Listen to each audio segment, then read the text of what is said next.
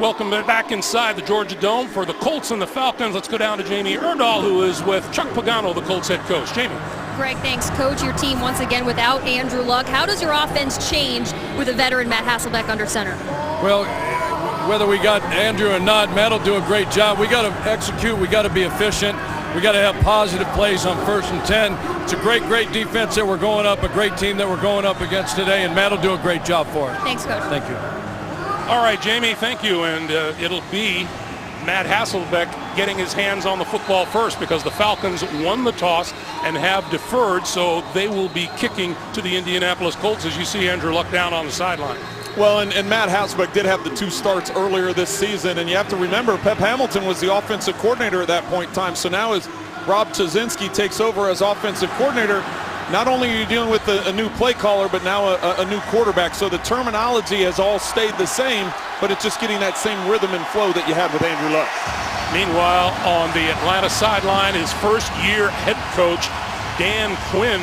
You wondered how this team was going to be as they struggled through the preseason, then came out of the gates with 5 straight wins. Well, and you can understand why when we were around the facility and you see the type of energy that he brings to meetings, to the practice field, and to the game field as well. Yeah, I wanted to play for him after we talked to him on Friday. He had us all fired up.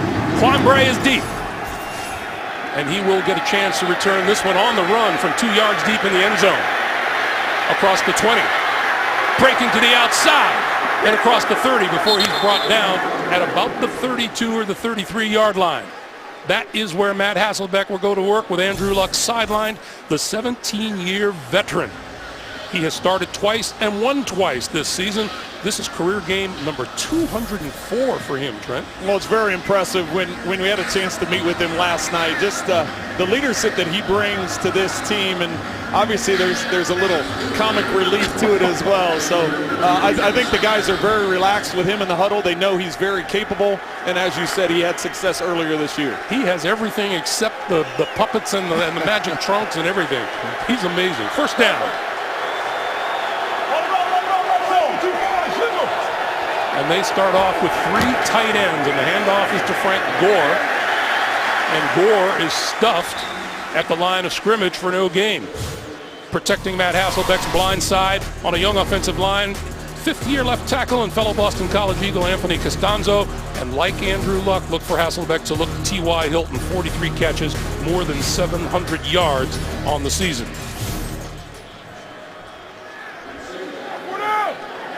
This Atlanta defense is tough to run on. It is the 3rd best rushing defense in the NFL.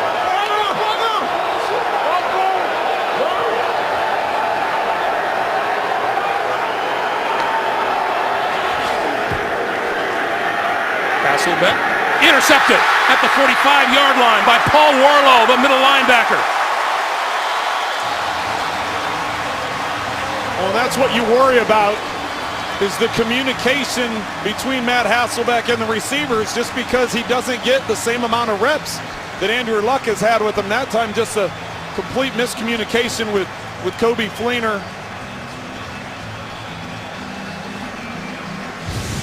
Fleener goes one direction. You'll see him here to the right outside the picture here, but he's just going up and he's going to sit down. Matt throws him up the field. Easy interception for Warlow. Hasselbeck had gone 124 straight passes without an interception. That was the 3rd longest active streak in the NFL. Matt Ryan throwing sideline, and that is incomplete.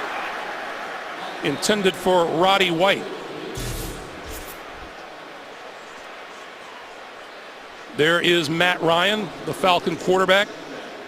12 touchdown passes, 7 picks, trying to get these Falcons back to their winning ways. Won their first 5.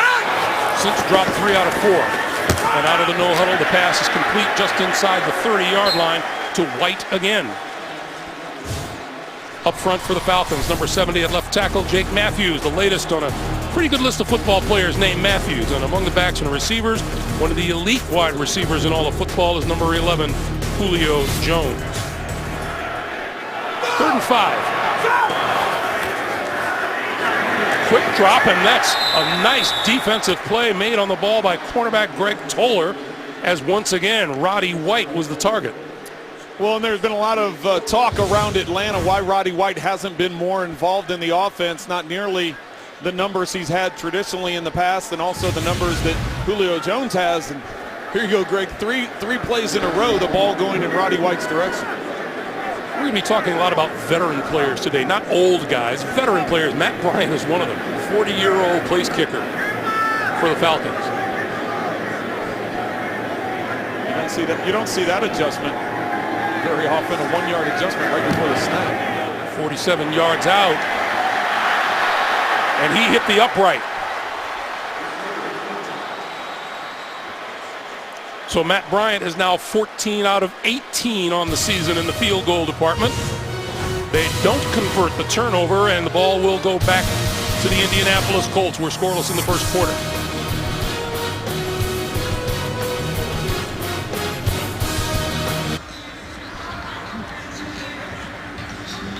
A missed field goal by Matt Bryant, and the Colts take over at their own 36-yard line. No, long in. Ahmad Bradshaw in the backfield gets the handoff, changes direction, and gets a couple of yards. Let's go back to that field goal attempt, Trent. Well, when you see a last-minute adjustment like the Falcons do, here Matt Bryant is not happy with where that ball is spotted. He makes Matt Bosher move up, but he doesn't get his normal steps, so the timing is all thrown off. He only takes his side steps as opposed to his normal regular steps, and as you can see, this ball hitting the upright, it's all about timing for kickers, and if that rhythm is thrown off, that would have been an instance where you could have used the timeout. 2nd and 7. Hasselbeck, and the diving attempt is incomplete. Dante Moncrief, the intended receiver. It'll be 3rd and 7. Well, 2 series in a row now, the Colts are trying to run the ball on first down and not having a lot of luck. So then you get to the passing game. If you start making it obvious to the defense, your run down, your pass downs, it really puts the cards in their hand as far as being able to dictate the pace of play and dictate what coverages and pressures they're going to bring.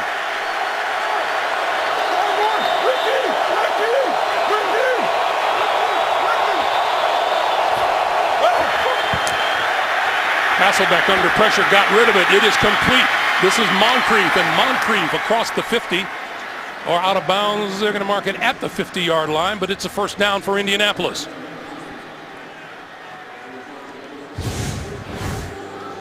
The Falcons decide to bring all-out pressure, going man-to-man across the board, and as you say, Moncrief getting that catch does a double move. Hasselbeck having the time to drift back in the pocket before that pressure gets to him, laying the ball to the outside and picking up the first down. What did the guys tell us? Andrew Luck on the sidelines, just like having another coach down there. His understanding of the offense, that's what I asked Matt last night, is what's the difference? He said, well, this is just a second language for Andrew Luck, and for me, I'm just trying to get caught up. Andrew quick pass by Hasselbeck, and that's good, and out of bounds is Gore after a pickup of about 4 to the 46-yard line. This was Andrew Luck back in Week 9 in Indianapolis. Danny Trevathan and Vance Walker delivering the hit. Early in the 4th quarter, Luck suffered a lacerated kidney on the play, and the initial expectation was he's out 2 to 6 weeks. And Chuck Pagano said you have to stop playing quarterback like a linebacker, and you could see from that hit, that's a devastating hit for anybody, let alone a guy that's used to standing in the pocket and throwing the ball around the field. By the way, you don't get the feeling that's going to happen, right? I think Andrew's going to play the way he plays. Yep. 2nd and 6. Gore lost the ball. The Falcons have it at the 44-yard line. O'Brien Schofield forced the fumble. That's one of the talking points we talked at the top of the broadcast was the Falcons want to get the ball out. They haven't done that in recent weeks. We had our meeting with the Falcons on Friday in the defensive meeting room, and they had a football that was secured to the back of the meeting room wall, Greg, and when you come in and out of that meeting room, you're supposed to hit the ball to try and knock it loose, and came into play right there, and Falcons able to come up with a big turnover. Yeah, Jamie did it. The first thing she did when we walked through the room. Paul Warlow, how about him? An interception and now a fumble recovery. And the Falcons at their own 45.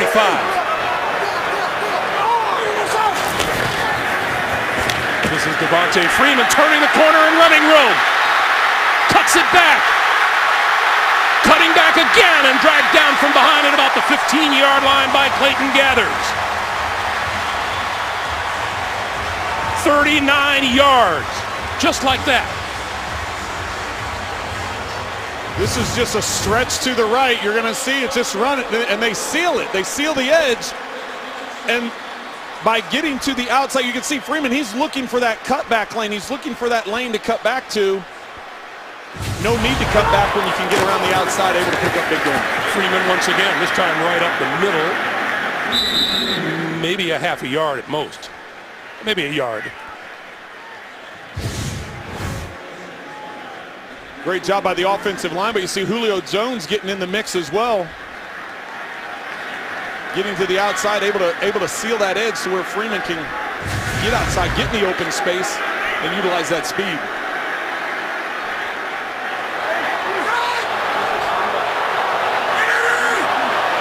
Two tight ends on the field, Freeman in the backfield. Freeman once again hit hard at about the 13-yard line. The Colts 3-4 defense right in the middle up front is a rookie, David Perry, Indy's 5th-round pick out of Stanford. At linebacker, a name we expect to call a lot this afternoon, veteran DeQuell Jackson, the second leading tackler in the NFL. And in the secondary, Vontae Davis, expected to shadow Julio Jones all day long. Rookie Clayton Gathers starting for injured Mike Adams at safety. The Falcons looking at a 3rd and 6.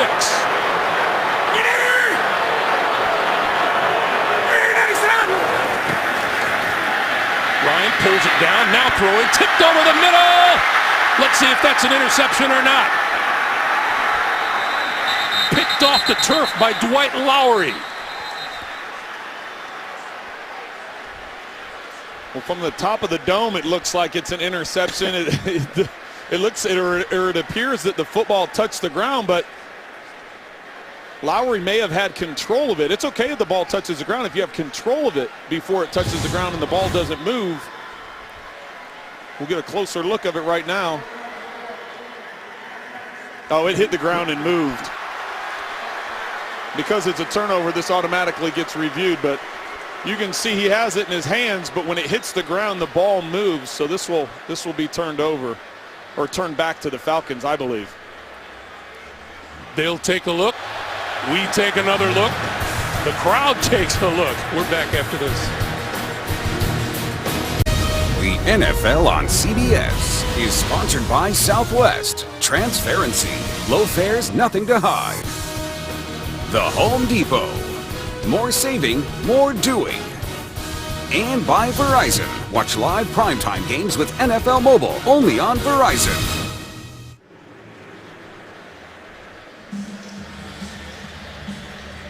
Welcome back to Atlanta, Georgia. Who is that? Looks like one of the veterans out here on the field today. Walt Anderson is our referee today. After reviewing the play, the ruling on the field of a touchback stands as called. First down, Indianapolis. So Dwight Lowery gets credit for the interception. Mike Carey back in New York. Mike, you saw the play. What'd you think? Well, here's the rule. The receiver has to show clear control before the ball hits the ground. If you see this at regular speed, the ball comes in, the tail's going through, he uses the ground to catch the ball. In my opinion, this is an incomplete pass, but again, the league is really slow to overturn these calls. Yeah, I think, Trent, you echoed the very same thought when you saw it, right? I'm just got a big smile on my face, Mike, because you and I agreed on this. This is good. Yeah, I saw the ball move as well. My understanding of the rule is, like you said, having the ball secured and not moving, but as soon as that ball moves. So it's good to start off the day being on the same page with you, Mike. Let's mark it down at 1:18 p.m. Eastern time. Would you guys agree? Meanwhile, Hasselbeck got rid of it. Pitched it forward to Ahmad Bradshaw. And Bradshaw out to about the 22-yard line. Just a few moments ago, Devontae Freeman walked off the field, and here's why. Watch the hit that Gathers comes up and puts. You see, and watch Freeman starts to lose the ball. We didn't see that in the regular progress of the game. But the hit here goes right to the left side of Devontae Freeman's head. They did take him to the locker room for evaluation. He'll give you word as soon as we get it. Meanwhile, Bradshaw again fighting his way out to about the 28-yard line. It'll be 2 yards short of a first. We're told that Devontae Freeman is undergoing an evaluation for a head injury, so we'll keep you updated. Well, that's one of the good things now that they're doing with the concussion protocol is there's independent doctors on the sidelines that make that evaluation, and if they feel or they see something that maybe you don't see in the normal course of play, they're going to take them and get evaluated as the Colts are facing a key third down here. 3rd and 2.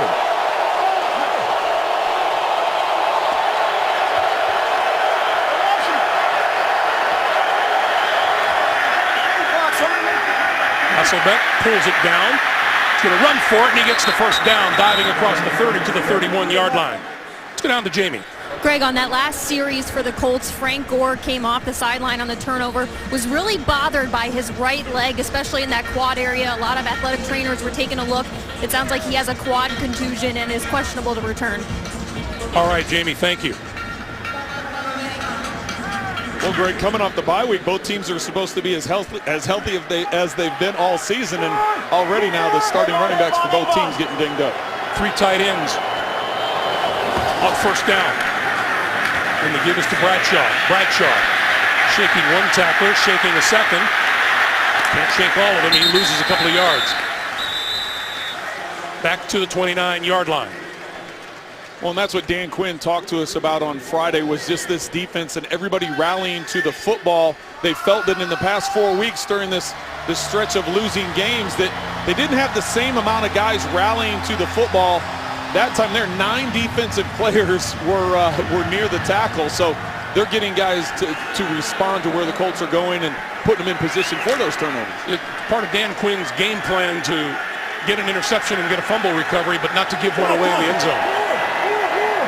Frank Gore is back on the field and back behind Hasselbeck on the 2nd and 12. Quick pass and a nice grab behind him, T.Y. Hilton, but not for a whole lot of yardage. Out to the 35. And Hilton makes this catch so effortless. Almost he's so relaxed with it. I mean, that's a difficult catch, and he made it seem like, oh, I'm just out in the backyard playing a little pickup football. He just reached back and nonchalant. That's a heck of a catch. I think you just like receivers that make quarterbacks look good. I'll tell you what, that's you'd like to see him turn around, commit 2 hands, and sell out for the catch. He felt confident enough bringing it in with 1. Here's Walt Anderson. 12 players in the defensive formation with the snap imminent. That's a 5-yard penalty. It's still 3rd down. Well, Greg, Matt Hasselbeck talked to us about that yesterday. He said that the personnel groups that Atlanta does defensively, he goes, one time I was watching film and I saw 17 guys on the field for Atlanta's defense because they're continually changing based on what the offense is doing. So he brought up last night to us that they were going to try and catch the Falcons with those personnel group changes, and as we just saw in that last play, there was some confusion on the Falcons defense. They're quick to the line on 3rd and 1.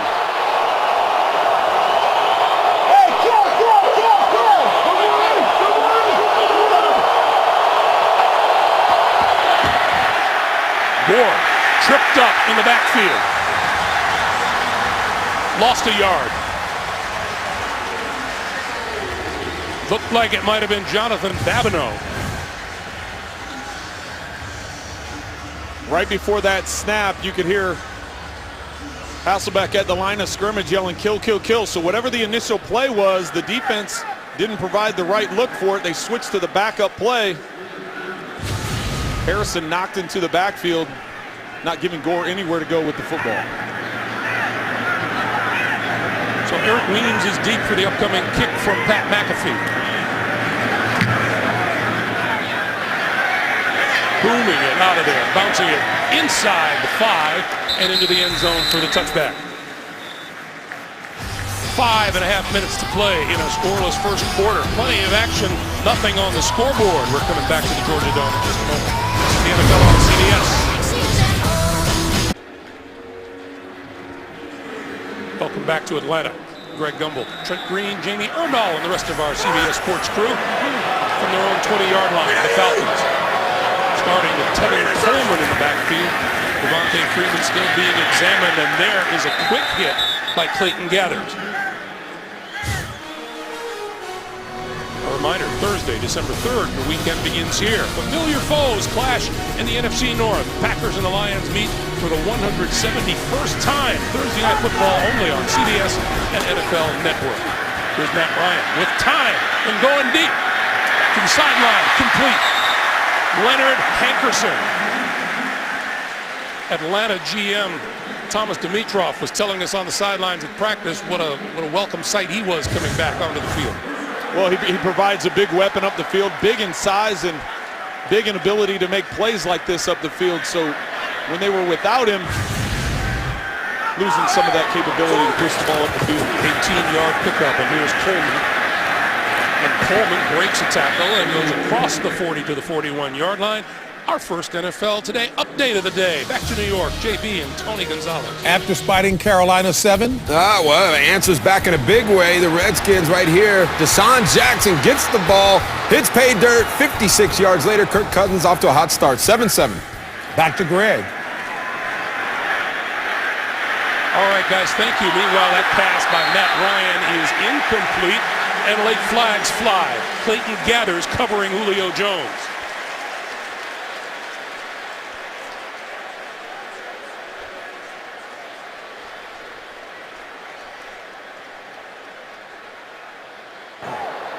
Pass interference, number 42, defense. First down at the spot of the foul. Trent, are you a fan of the better late than never flag? Well, you got Gathers here coming across the field, and he gets that left hand you see right there.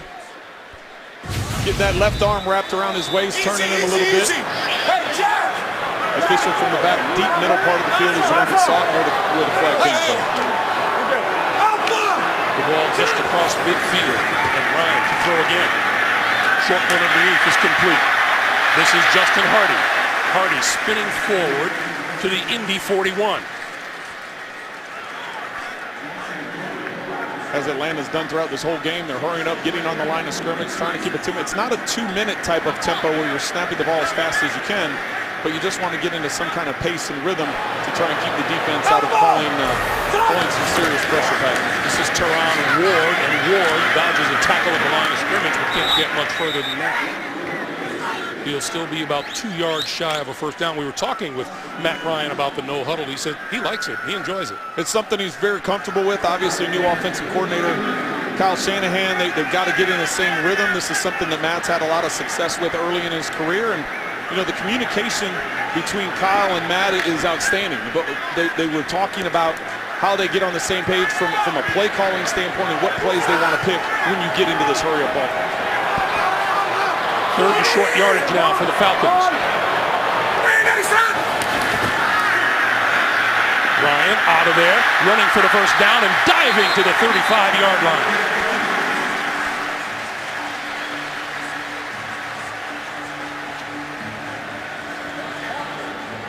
So Ryan converts the third and short himself. With all the quarterback injuries going around the league, I think everybody gets a little nervous, especially Thomas Dimitroff. Ryan throwing, incomplete. Yeah, didn't we ask Matt about his ability to slide? And he basically said it wasn't there. Hey, fantasy players, dominate your league with CBS Sports award-winning fantasy experts and analysis. Get real-time rankings, ad drop, and trade advice, plus much more. Go to cbssports.com/win.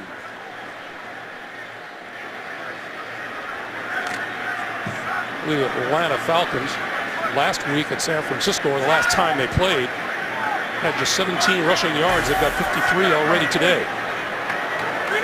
2nd and 10. Fakes the pass. Handoff didn't fool many people. Tevin Coleman, maybe a yard to the 36. 3rd and 11. Well, what you try doing with that's called a pump draw. You're trying to give the impression to the defense that you're throwing a quick throw. So you give a pump to the outside, you leave the edges free, trying to get them to commit, jump in the air, try and knock down the pass, and then you hand the draw underneath. That time the Colts didn't fall for it.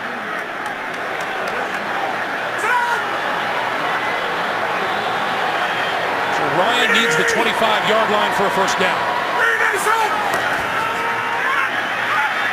Stepping up, pulls it down, now throws, complete. First down inside the 25 to Roddy White.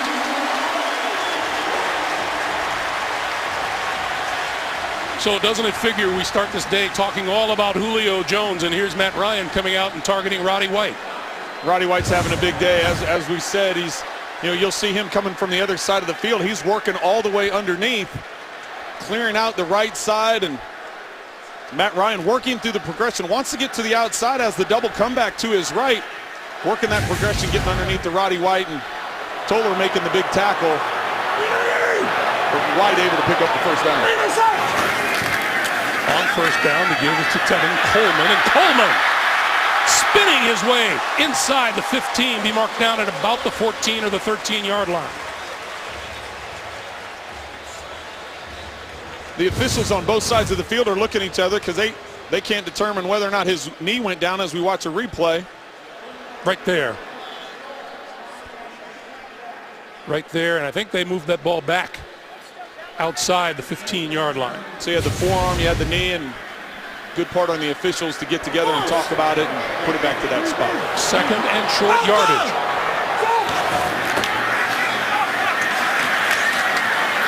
And there is Tevin Coleman once again, and down here in the red zone is where life has been really interesting for these Atlanta Falcons. 10th in the league in scoring touchdowns, 61% of the time. 3.5 yards per red zone play, 6th in the NFL.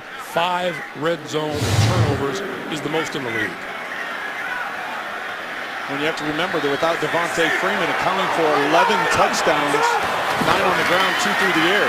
Ryan throwing wide open for the touchdown is Patrick DeMarco.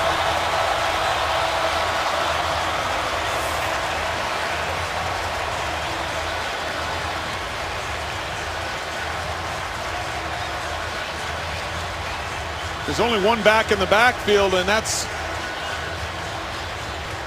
Tevin Coleman. DeMarco, normally playing your traditional fullback. He's lined up here in the tight end position.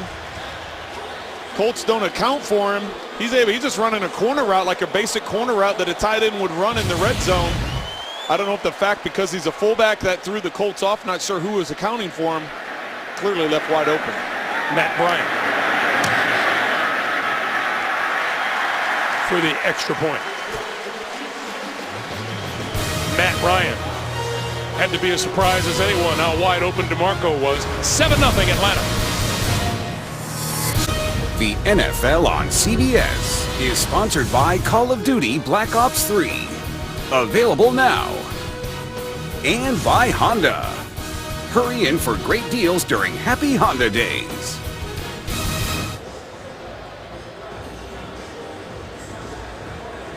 Back in Atlanta where the Falcons lead 7-0. Let's go down to Jamie. Greg, thanks. We saw Devontae Freeman leave the field earlier in the quarter.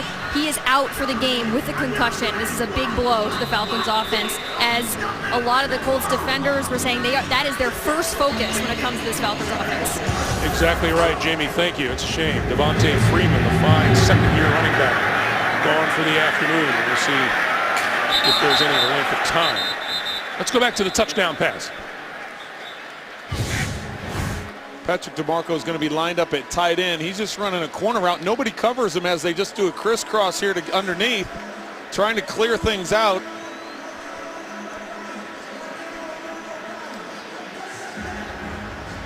There's no defender. There's no defender out to that side of the field. So you could see Matt Ryan, as he was coming back, his progression, his read was the middle of the field. He was trying to read the crossers underneath and read Roddy White in the middle of the field, because who's going to just leave a guy wide open running in the end zone? So that's why I think you could hear part of the crowd yelling because they saw how wide open he was. Remind me to tell Matt Ryan how easy this quarterbacking thing looks. Hold on. So here are the Colts from the 20, down 7-0. Hasselbeck going to go deep down the sideline. Incomplete. Intended for Hilton and Desmond Trufant on the coverage. And that brings us to the end of the first quarter. Fighting for the ball. Nobody came up with it. We go to the second quarter, 7-0 Atlanta. Andrew Luck on the sideline. You know, and not just a quarterback, any player who's a starter, it must be a real pain to sit on the sideline and watch your teammates work. It is. That's not an easy thing to go through when you're dealing with an injury, and you want to be out there and you put so much time and effort into it. You know, the Colts were great in talking about how Andrew stays on top of it mentally, and he's like another coach out on the field. But I know, having been in those shoes before, where you want to be out there but you just physically can't do it, it's a tough assignment. So here are Hasselbeck and the Colts from their own 20-yard line.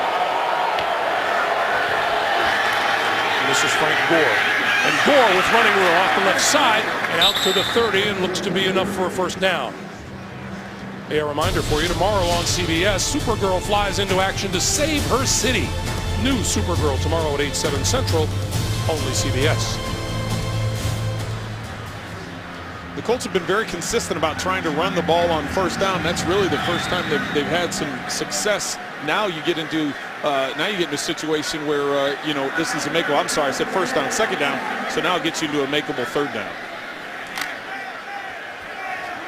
I call that a first down. That's my mistake. They are just inches short of a first down. And Hasselbeck will throw for it. And he's going to go down at the 33-yard line. Troy Bierman in on the quarterback.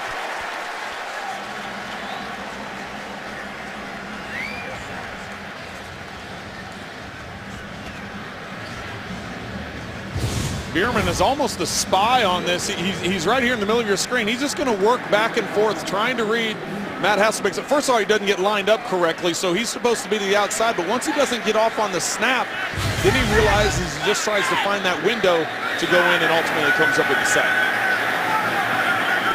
McAfee kicking it away to Weems, and we get a penalty marker. And looked like a little movement on the part of the Colts. False start, number 27. Offense, 5-yard penalty, still fourth down. That's Winston Guy. Gunner on the near side of the field.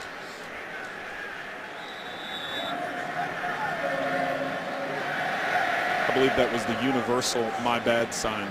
You don't call a team meeting to work that out, do you? You hang your head, you're like, "Oh, my bad, guys. Here we go." McAfee's kick, and here is Weems at the 31. Tried to take it right up the middle, was hit, and we get a penalty marker flying.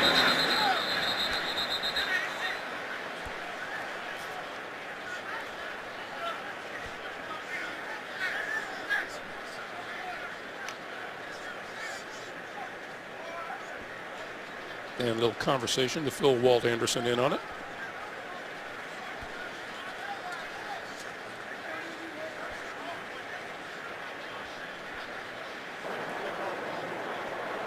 During the return, personal foul, unnecessary roughness, number 16, receiving team. Contact to the head and neck area. It's 15-yard penalty from the spot of the foul. It'll be first down Atlanta. Timeout. Oh, Dan Quinn says we got to work on those penalties too. That'll back them up. We'll be right back. The penalty on the punt return was Justin Hardy with his block on Colt Anderson. It's a blow to the head. Watch as he comes through with the helmet and the shoulder. They're talking about player safety, and that's one of those things. If he had made that block lower, that's a legal play, but he went after his head.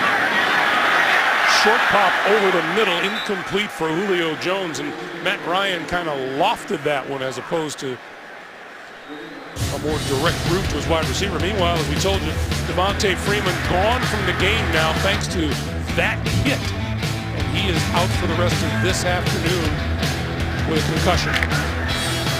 Well, it's a huge loss for the Falcons.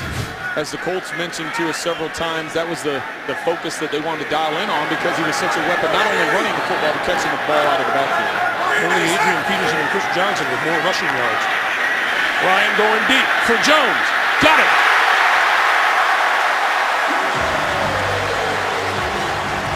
Colts want a penalty.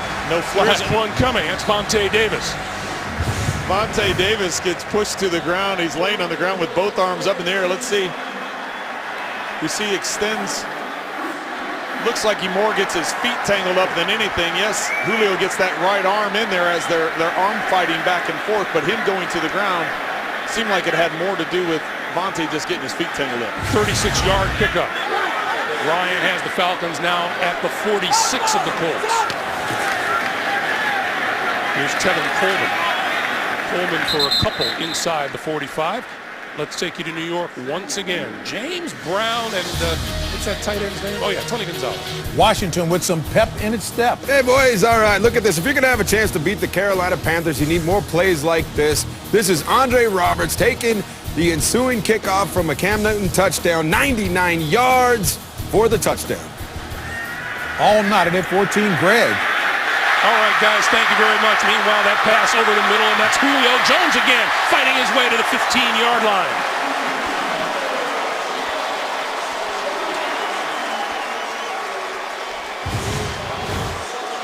Vontae Davis coming from Matt Ryan's left, just a straight dig route. You're going up, you're just squaring off, getting underneath the safety, keep it flat and friendly. Big body, you put the ball up high so he can get it. Good completion for the Falcons. Coleman shaking the tackle, back to the line of scrimmage, and then 3 more.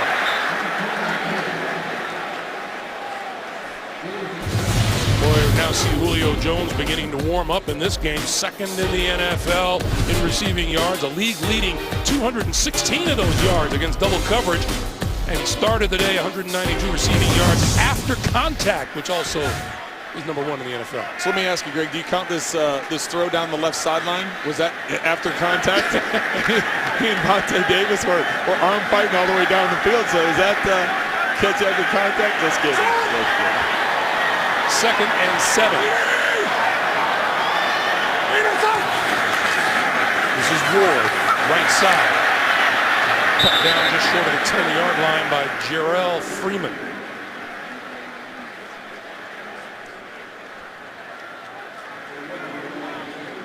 We just looked at the graphic earlier about the red zone production or lack of red zone production for the Falcons. Having the turnovers down in here and being able 10th in points scored from red zone production, you know, but you lose those 11 touchdowns when Devontae Freeman's out of the game. Looks like right now his replacement Coleman is out here to the bottom of the screen. On 3rd and 6. Ryan pulls it down, throws inside the 5 to the 3, penalty marker down as the pass is completed. Hankerson. And this is going to go against the Colts.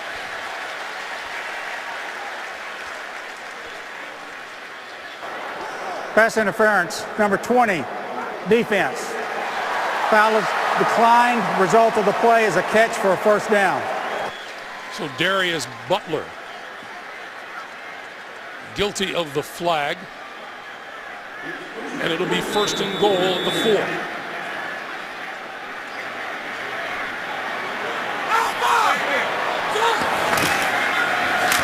Coleman to about the 2, maybe the 2.5. Once again down to Jamie.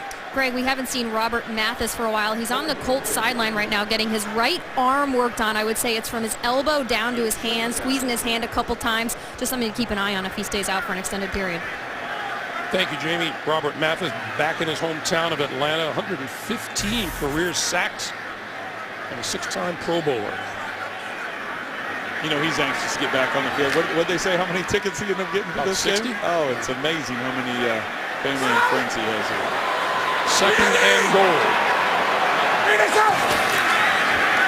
Coleman. Chopped down short of the goal line. Nate Irving. Irving with the tackle. Watch the penetration off the edge that the Colts are able to get. DeMarco tries to kick him out, but Coleman not able to get it up inside into the end zone. And the word up from the sideline on Robert Mathis now, muscle cramps, so we would expect him to be back at some point. 3rd and goal. Play fake. Ryan throwing, end zone, touchdown. And once again, Patrick DeMarco, who has now scored his first 2 touchdowns of this NFL season.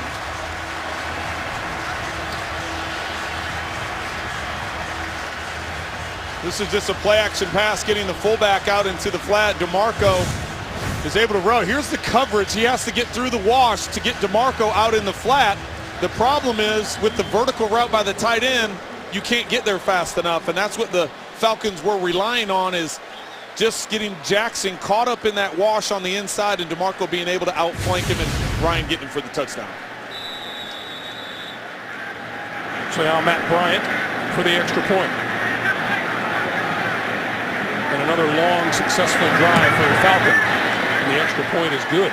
8:54 to play in the first half, and the Falcons have grabbed a 2-touchdown lead at number 42, Patrick DeMarco, a scoring machine this afternoon.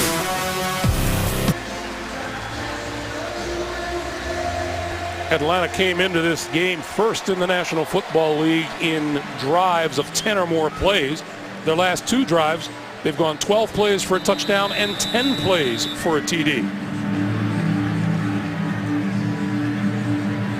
And the 14-0 lead, and Quan Bray is deep. And he will not return this one, so it'll come out to the 20-yard line. And Matt Hasselbeck will be trying to get something started for this Colt offense. Meanwhile, Patrick DeMarco has been the offense for Atlanta. A 15-yard catch and a 1-yard touchdown. The NFL on CBS is sponsored by McDonald's, teaming up with the NFL like never before. State Farm. Find your agent at statefarm.com. And by National Mortgage Lender Quicken Loans. Home buy, refi, power.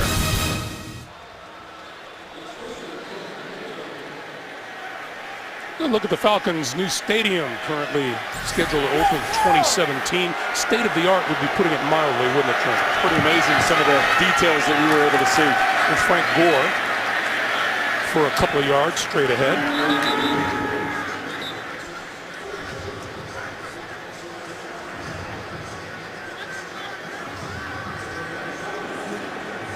So what do the Colts have to do to get rolling here?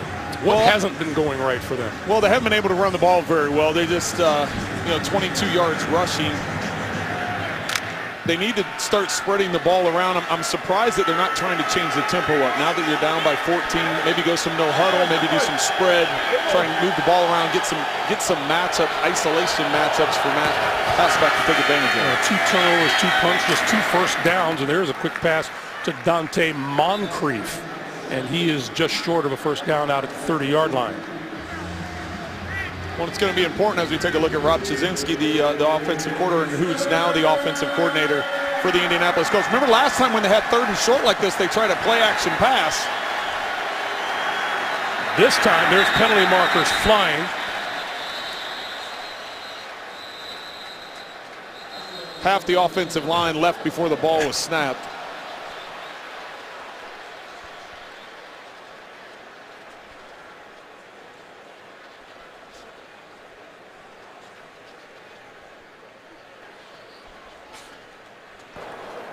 Prior to the snap, false start, number 69, offense. 5-yard penalty, it's still 3rd down. That's just Walt Anderson just picking out a guy, right? Yeah, there were plenty of guys that you could have picked on. Watch the entire offensive line. Both guards leave early, the right tackle leaves. I mean, it's a lot of bodies. And we talked to the Colts about that. Andrew Luck not real happy with it. But we talked to Matt Hasselbeck about that because a new quarterback, you have a rhythm with your cadence that guys are used to. Andrew Luck's rhythm of cadence, and he didn't think it would be a problem. Now, obviously, you're dealing with crowd noise in a dome, so that presents a problem as well. 3rd and 6 now. Hasselbeck throws. That's complete. And that is to Griff Whalen for a first down.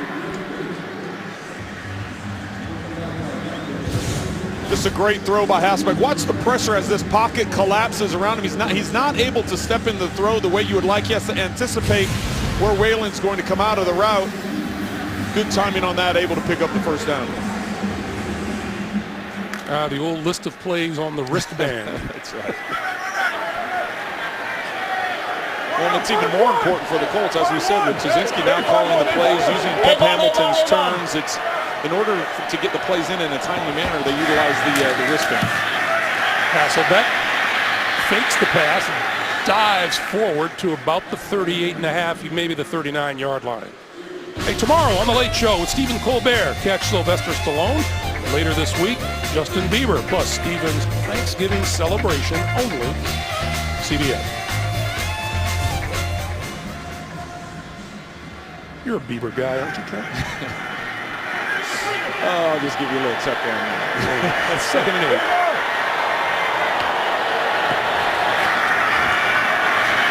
Gore with a Falcon on his back out to the 42. O'Brien Schofield. We'll get credit for the tackle as we wind our way toward 6 minutes to play. Here in the first half, it'll be 3rd and 5. When I understand what they're trying to do with the play calling, they're trying to keep it mixed. They're trying to keep balance of run and pass. Don't want to put too much pressure on Matt Hasselbeck, but at some point in time, you got to get a play action. You got to try pushing the ball up the field and take a shot over the top.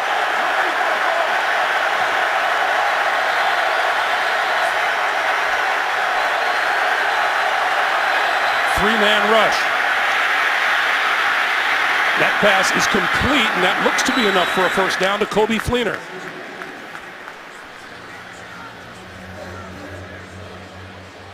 Gives us a perfect time to go green. Well, what we're going to focus on this week is you have a veteran quarterback in Matt Hasselbeck. He recognizes the drop coverage, and as he looks to his right, nope, I'm not going over there because they have too many defenders in the area I want to throw. He works back looking for his tight end underneath. Linebackers are jumping it, so get to that third progression. Very similar to what we just saw on 3rd down, the conversion. He looked off to the flat, able to get back to the tight end on his 3rd progression to pick up the first down. Hasselbeck with time, pulls it down, now throws to this side of the field and wide open, complete.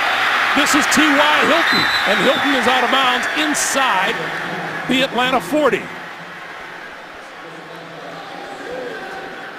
Talk about leaving a guy wide open. Well, and you're working through a progression. It starts off where Hasselbeck's looking to his right. Keep an eye on his eyes. He looks over to the right. It's not there. It comes all the way back to his left and not there. And then he works all the way back to the right. If you're a young quarterback, don't do that because you're going to get yelled at by every coach that you have to go from one side of the field and then you end up back on that side of the field because generally bad things happen. But Hasselbeck knowing where all of his receivers were and getting back to somebody that was left uncovered. Hasselbeck on first down throwing, and that's complete to Gore out of the backfield, and Gore fighting his way down to about the 30-yard line.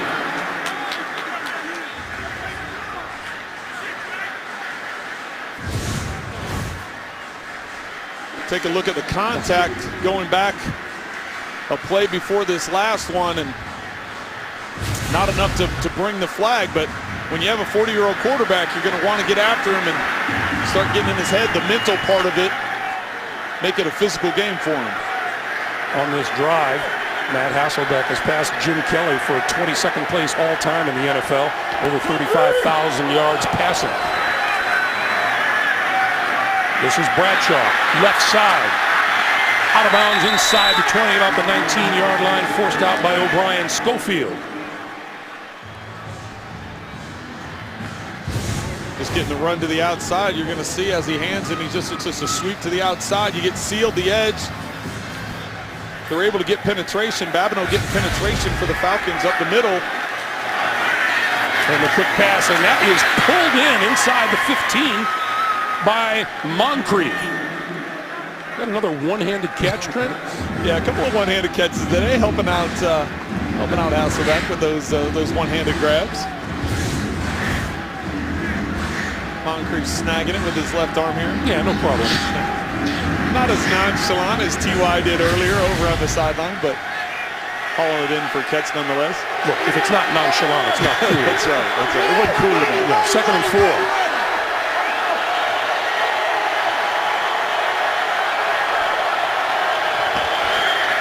Hasselbeck going to throw for it. Now he's going to run for it, and he dives inside the 10 to about the 9. Looks to be about a half a yard shy of a first down. Paul Warlow with this tackle. Based on the fact that they've had this situation twice. One was a play action pass. One, the offensive line jumped off. I think they try and get this ball snapped. I think they're going to try and run it up the middle. Bradshaw right up the middle for the first down. It'll be 1st and goal.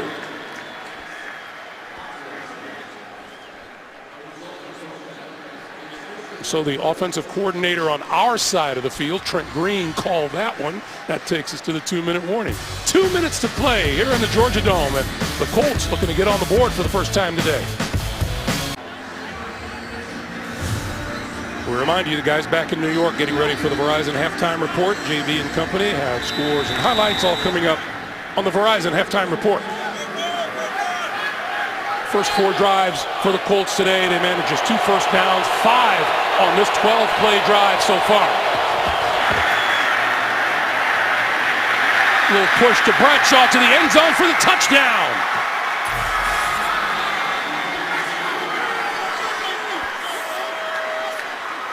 I guess technically that'll be called a forward pass. That's right. But Hasselbeck just continues to take shots, standing in the pocket. Able to give the play action look.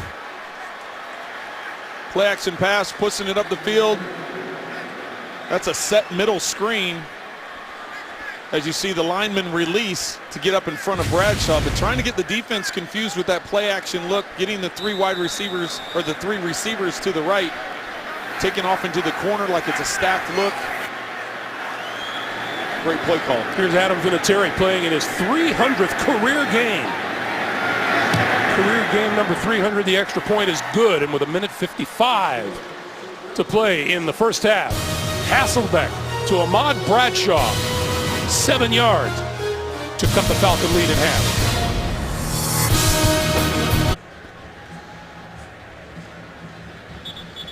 Ahmad Bradshaw on the receiving end of the 7-yard touchdown pass for Matt Hasselbeck, who was 7 for 7 on that scoring drive. And the Colts converted 3 third-down attempts. Well, that was much needed, Greg. You going into that drive, they had 16 plays for the half and 13 plays alone on that drive. So as much as they needed the points, giving their defense a rest, as you mentioned, converting the third downs, and ultimately Bradshaw getting into the end zone. McAfee set to kick it away to Eric Weems. Weems will not return this one. And so the Falcons will start at their own 20-yard line with 1:55 to play until the halftime break. Ahmad Bradshaw, his second receiving touchdown of the season. The NFL on CBS is sponsored by Fruit of the Loom. They test their products so you know they work. And by Bud Light. Make the right call. Drink responsibly.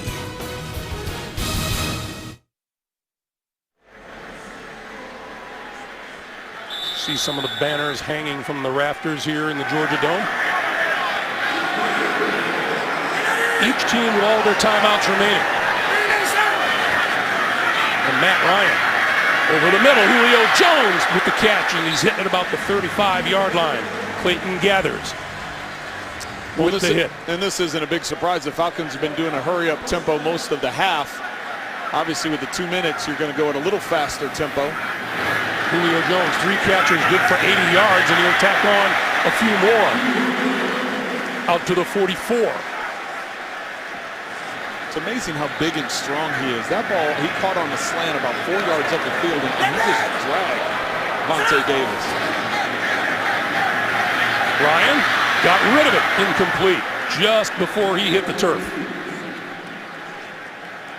Trent Cole was the one tripping it up. A reminder, Week 11 continues later today on Fox, and then tonight with Sunday Night Football on NBC, and tune in tomorrow for Monday Night Football on ESPN.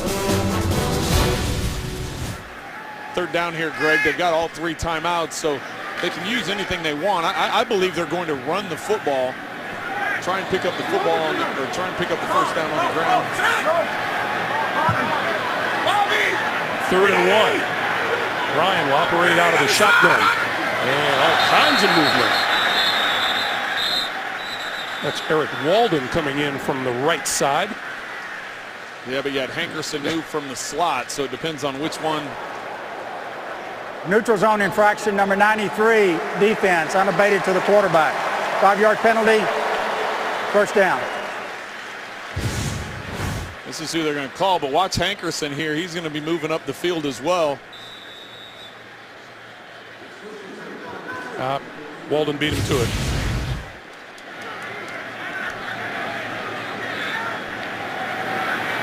So first down at the 49-yard line. Still a minute 15 on the clock. Easy.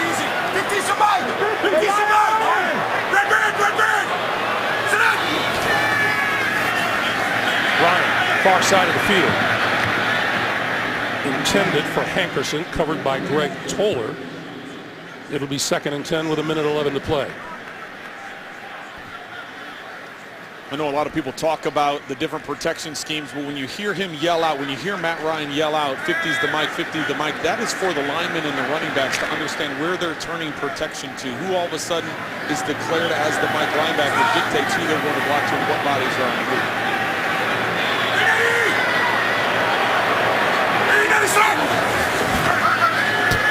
Ryan sidesteps Ward. Oh, what a hit on number 33, Teron Ward, by Vontae Davis.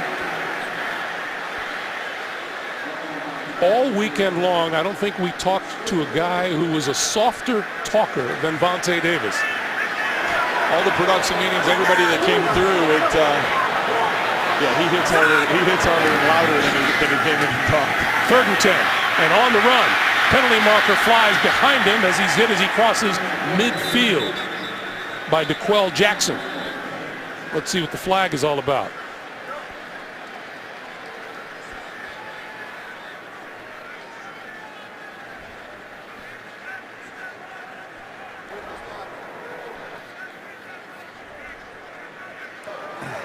Holding number 33 offense. Penalty is declined. It's 4th down. So that penalty is on the running back, Teron Ward, trying to deliver a block. You're going to see who the holding call. He's stepping up into the middle because of the pressure that's being brought from Freeman. Basically just tackles him. And so that'll bring the punter, Matt Bosher, onto the field, who was just crushing it in pregame, wasn't he?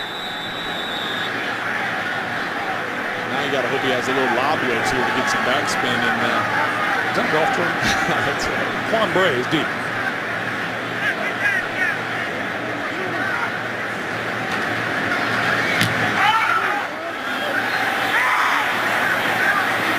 Fair catch is made at the 14-yard line. 31 seconds to play in the first half.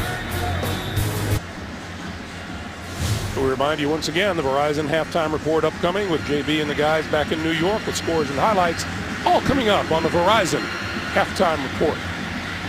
31 seconds on the clock. 3 timeouts remaining for each team. You think maybe Atlanta takes a look at what they do on defense here on first down and figure out if they want to start using timeouts? Well, it'll be interesting, as we've mentioned all throughout the half, is with Hasselbeck coming in to be the starter now, Czynski, the new coordinator, calling the plays. How comfortable are they in this offense? Because this is something you have to spend a lot of time at. They're going to run it with Gore, and Gore out across the 15 to the 17-yard line, and nobody stopping the clock. I'm a little surprised by the Falcons not using their timeouts, trying to get the ball back, just because of where they are on the field, where the Colts are on the field. And they are just going to let this run down and go to the locker room.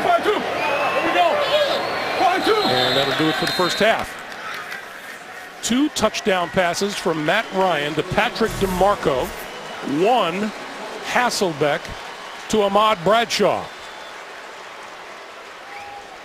And that's where we stand at halftime. Let's go down to Jamie.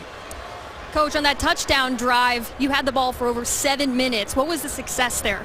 Well, we converted on some third downs. We made some plays. We executed. It was good efficiency, and we hadn't been able to do that. We had 2 3rd and 1s where we couldn't convert, and we couldn't get off the field defensively. But 14 plays, 80 yards, and a touchdown just kind of stemmed the tide a little bit. All right, Coach, thank you. Thank you.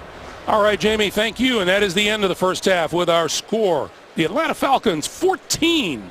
The Indianapolis Colts 7. We're coming back with the Verizon halftime report. Boy, do they have a bunch of stuff to talk about today. The Peyton Manning-less Denver Broncos in Chicago. And, of course, what's Carolina doing against Washington? Verizon halftime report coming your way after this message. And a word from your local station. You're watching the NFL on CBS, the home of Super Bowl 50.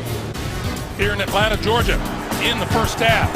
Matt Hasselbeck in relief of Andrew Luck, making his third start of the season. A little pitch to Bradshaw for the touchdown. That is the Colts' lone touchdown. Meanwhile, Matt Ryan did that to Patrick DeMarco twice. And at the break, it's a 14-7 Falcons lead over Indianapolis. Time now for Who Are You Lovin', presented by McDonald's Game Time Gold. And it is number 8. Matt Hasselbeck, little pitch to Bradshaw for the touchdown to get the Colts on the scoreboard. Welcome back to Atlanta, everyone. Greg Gumbel along with Trent Green. I got a feeling that after this first half, it's one of those situations where neither head coach is really satisfied with what went on. Well, they can't be excited because of the turnovers that happened at the beginning of this game, but when you look at what Indianapolis, they got back into the game. They were a non-factor. This was quickly going to shape up into a blowout until they got that big 14-play drive, 80-yard, to get that touchdown on the board right before the half. So it's important for Indianapolis to keep this thing close, to keep that momentum going. And then for the Atlanta Falcons, they need to get a run game going. Ever since they lost Devontae Freeman, they haven't had much of a run attack. Only 13 carries for 29 yards after Freeman left the game. Yeah, we'll see how easily or not they fill in for the loss of such a multi-purpose back. Eric Weems will not return this one, and so the Falcons, who won the toss at the beginning of the day and deferred, will take over on offense, and we go down to Jamie. Yeah, Greg, life's pretty good when Patrick DeMarco finds the end zone twice, but Dan Quinn just told me that the game plan for the Falcons does not change, even though they do not have Devontae Freeman for the rest of this game due to a concussion. He will be relying on Tevin Coleman and the rest of this run game. We also said on Friday, Coach was telling us that when this team plays fast, they play free. He said he feels like the tempo has been great so far. A couple play calls he wants back, but keep up with that tempo for the second half. All right, Jamie, thank you. Yeah, we saw a really up-tempo practice session on Friday, didn't we? Just the energy on all sides of the ball, the coaches, it was, you could tell they benefited from the bye week. Matt Ryan throwing to the near side of the field, and that's complete to that man, Julio Jones. Well, you talked about his size, Trent. What, 6'3", 220, what a target. You know, the thing is, you know, a few years ago, he would be a tight end. But because of his ability, his speed up the field, his ability to run routes, it creates a nightmare from a matchup standpoint. Vontae Davis is doing a decent job, but when you have that type of size and speed, it makes it difficult. Play fake. Ryan. Wide open is Julio Jones, midfield and then some. Inside the 40 to the 39 of the Colts. Vontae Davis and Clayton Gathers dragging him down.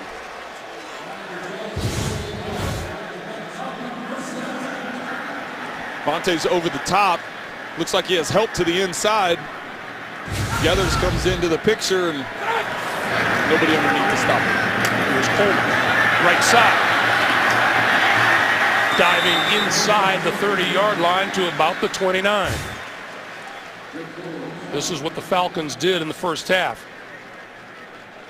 After Matt Bryant hit the upright on a field goal, interception, touchdown, punt. Yeah, it wasn't real pretty there, those first two possessions with the missed field goal. There were some miscommunication problems right before the kick and ultimately caused the miss and then the interception in the end zone. Hey, weak! Weak! 1-2! Weak! Red man! Stop! This is Coleman. And the penalty marker is thrown as Coleman is dragged down by Jarrell Freeman.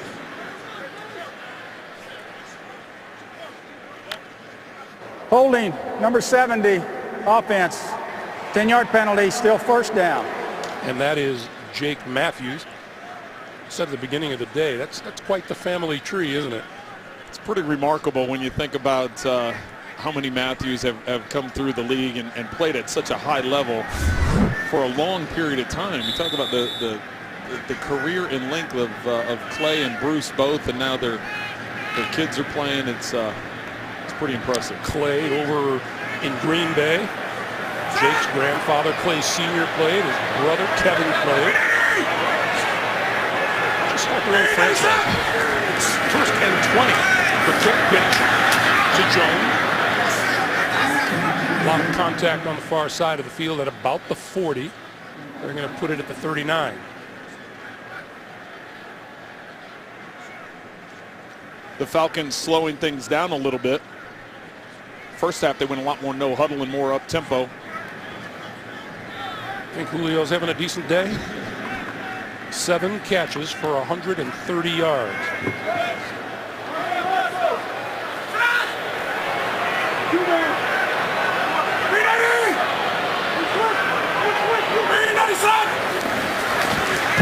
Penalty marker down as Ryan throws over the middle, and it's incomplete. Pass is intended. Looked like for Hankerson. Let's see what the penalty marker is.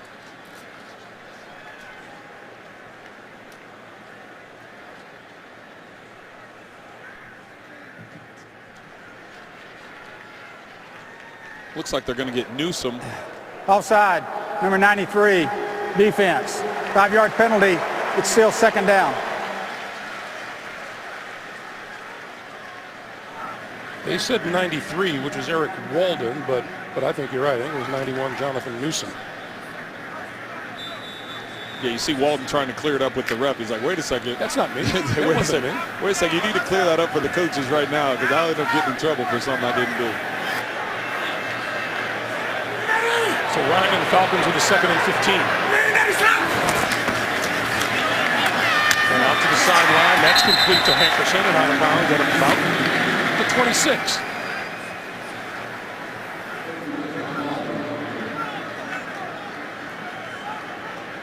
I think it's important to understand that the Falcons are already in field goal range. It is 3rd and long. You ultimately want to pick up the first down, but coming out in the second half here, you don't want to have a costly mistake, have a costly turnover, take a big sack.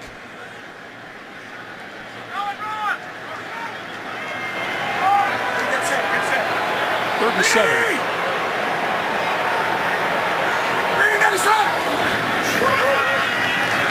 Right up the middle of the field, and that's complete inside the 15 and down to the 10-yard line is Jacob Tammy. That'll be 1st and goal just inside the 10. Basically, Tammy taking the middle of the field. The Colts bringing pressure, getting a hit on Matt Ryan late.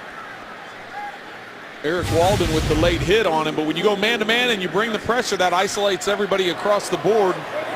Tammy able to beat Geathers and pick up the first down.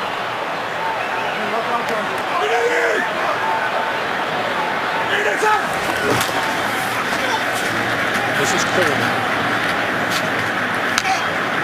Just short of the 5-yard line. Talk about a young set of running backs. You know, Devontae Freeman is gone for the day with a concussion. He's in his 2nd year out of Florida State. Tevin Coleman is the 3rd-round draft pick, the rookie out of Indiana. And Teron Ward is a rookie free agent out of Oregon State. Well, what Coleman brings to the table that Freeman probably does. Freeman has that shiftiness, his ability to jump in and out and get the elusiveness on the inside. Coleman is really more of a sprinter. He gets in the open field, not many people are going to catch him. Ryan throws incomplete. Roddy White covered by Vontae Davis. It'll be 3rd and goal. Well, and Greg, with Coleman also, he's just a bigger back. He's a 6'1", 200-pound back. He's a guy that can be a little bit more physical inside the tackle type of runner, but he does have that speed when he gets in the open field. He can take it the distance. Yeah, were you surprised at how small in stature Devontae Freeman was when we met with him? Small in stature, but thick. You can understand why he's able to do what he does. 3rd and goal. Ryan, quick pass. Tucked in the end zone, incomplete. Hankerson couldn't hold on. And we have a flag down at the goal line. It's against Indy.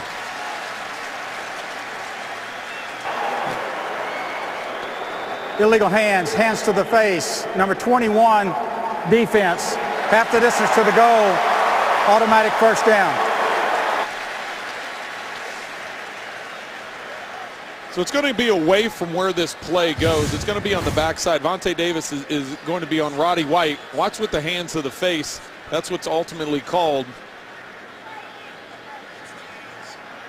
It's hard to see from that angle, but that's what they made as the call and gives the Falcons 1st and goal. Boy, that's a real killer for Chuck Pagano. Instead of making the Falcons settle for 3 here. They have a chance to score a touchdown.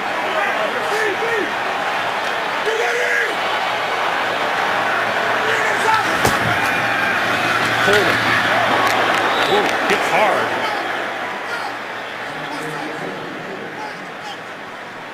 Looked like number 93, Eric Walden.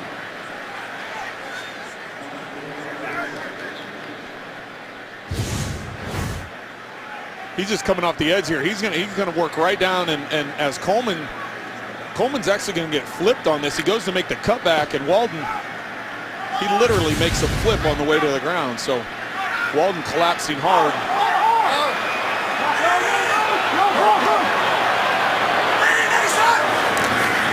Ryan to throw on 2nd down at the goal line, looking for the end zone. Hankerson, touchdown.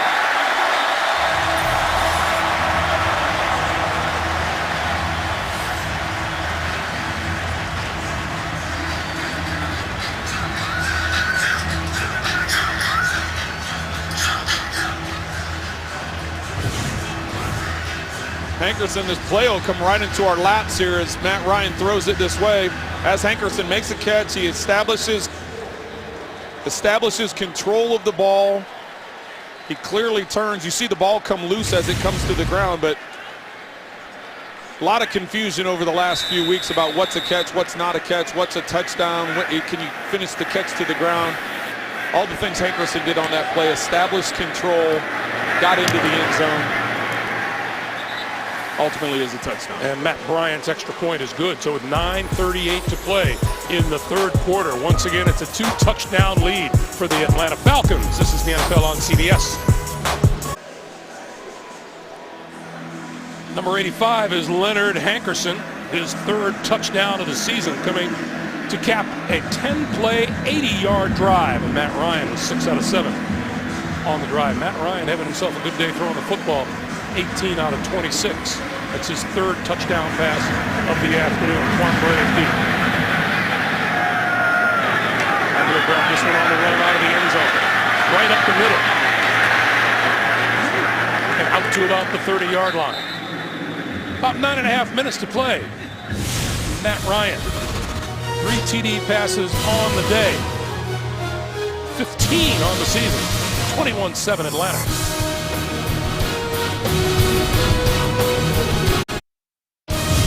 The NFL on CBS is sponsored by Southwest. Transparency, low fares, nothing to hide.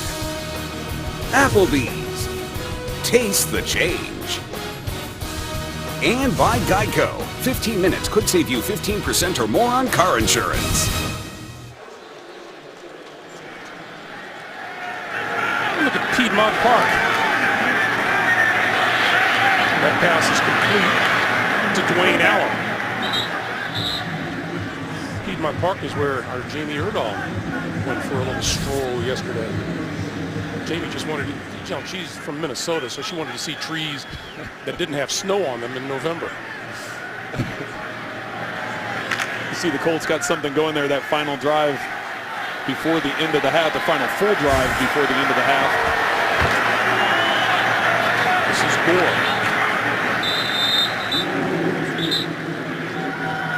And the Atlanta defense, which again came into this game 3rd in the NFL in rushing defense, has done a really good job on Frank Gore, who's carried 8 times for only 20 yards.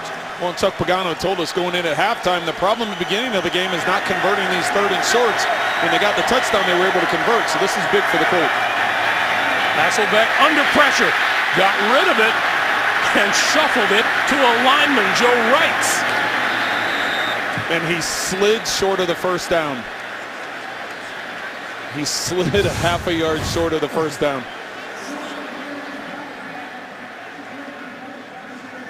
Hasselbeck gets rid of it to Wrights. And Wrights. You got to go get the first down, though. Yeah. You got to go. You got to go get it. And at 6'7", 323, Joe Wrights is a little better equipped to take a hit. Yeah, he's going to take some grief on that one, sliding short of the first down. I understand he's not comfortable carrying the football and worried about a turnover, but Chuck Pagano saying, run to daylight, son. He's like, son, you got to get that first down. So on 4th and 1, Pagano chooses to kick it away.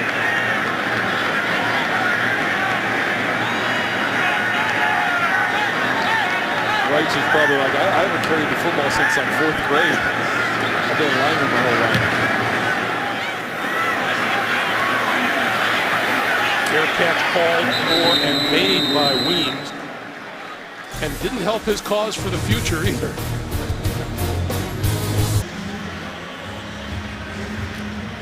Back in the Georgia Dome, 7:20 to play in the third quarter.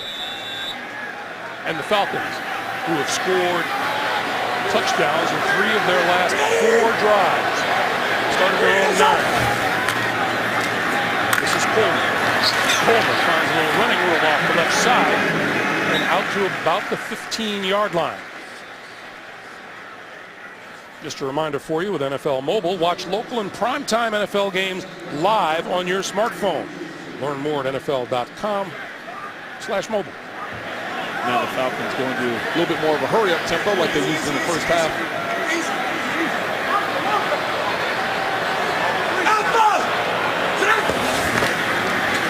This time the play fake to Coleman, and that pass is incomplete to DeMarco.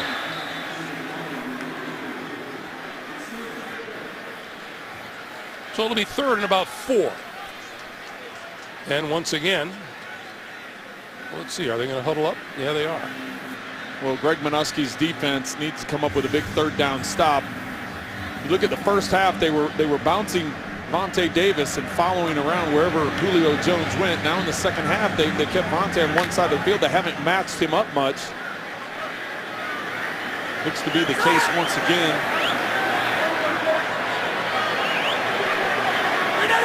So you got Julio on a King in the slot right here. Castlebeck took a look and then out to the outside to DeMarco for the first down.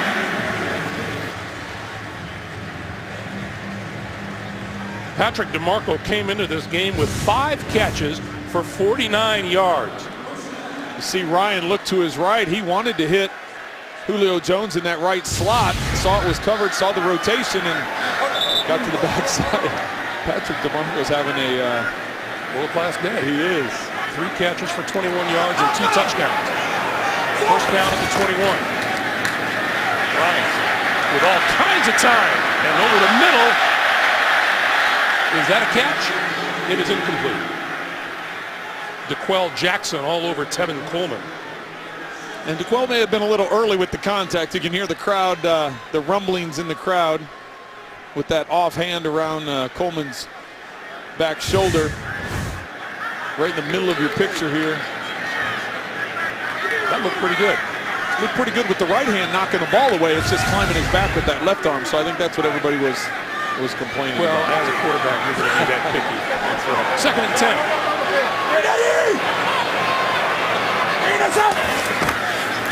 This is Coleman. For a couple, out to about the 23. So now it's a 3rd and 8. A look at the AFC South. We said Indianapolis could lead the division by day's end. Houston at home has a 16-10 lead on the New York Jets in the 3rd quarter. And of course the Colts have work to do here. 3rd and 8.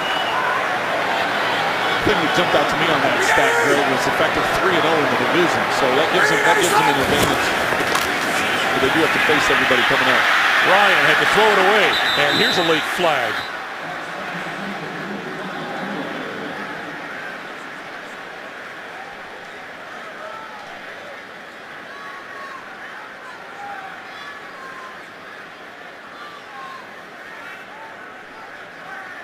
Always an interesting conversation with 3 officials and 2 Colts. Holding number 83, offense. Penalty has declined. It's 4th down. The penalty is on Jacob Tamme. We go to New York once again. James Brown, Tony Gonzalez. A career best for Cam. Yeah, I tell you what, his alter ego is Superman. He's playing like right here. He hits Devin Funchess for a 5-yard touchdown. 5 different receivers, 5 different touchdowns for Cam Newton, having himself a day. Greg, he is just on fire. Back to Greg Gumbel. You talking about Tony or Cam, JB? Look at the NFC South. Carolina looking to go 10-0 on the season. Bosher kicking it away to Quan Bray. High, floating kick. Bray from the 21. Bray with running room up the middle of the field. Cuts it back to midfield. And out of bounds inside the 40-yard line. What a run back for Quan Bray. 56-yard punt, 41-yard return. You can see it develop from up here. There was going to be a lane. It was whether or not they were going to be able to get through. We do have a penalty marker down on the field. During the kick, holding number 56, receiving team. That's a 10-yard penalty from the end of the kick. It'll be first down, Indianapolis. Timeout. That's Daniel Adongo guilty of the hold, and that's going to back the Colts up a bunch.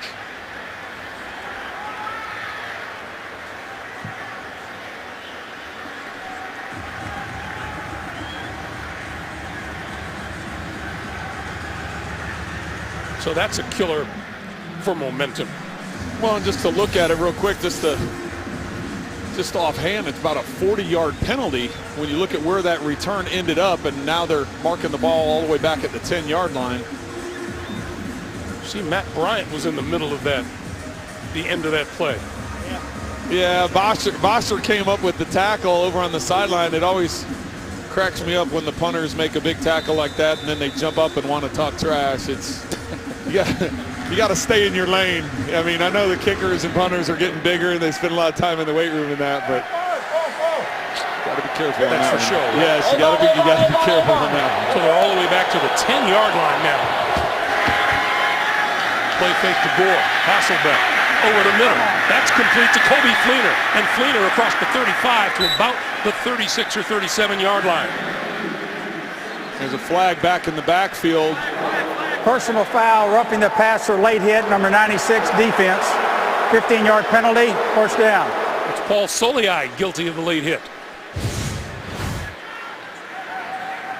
The play action pass trying to push the ball up the field. We had been waiting for the Colts to do that. Everything has been, there haven't been a lot of footballs thrown up the field, and finally getting to it. We also mentioned in the first half the number of hits that Hasselbeck was taking, and some of them were borderline late. That time Soliai called on the penalty and an extra 15 for the Colts.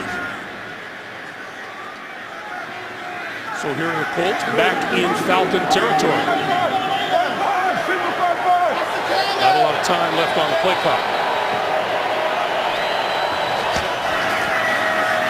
Gore shakes a tackle and gets a couple to about the 47.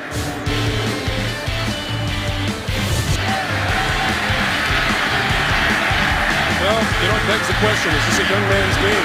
40-year-old Matt Hasselbeck, who came into our meeting and was marveling at the fact that he was only the third oldest guy on the field today.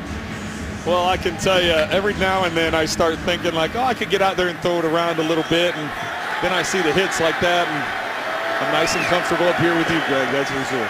9 straight completions now for Hasselbeck. This is Gore. And Gore to about the 41. Let's go down to Jamie. Coach Pagano apparently asked an interesting question of this Colts team. He said, how old would you think you were if you didn't know what your age was?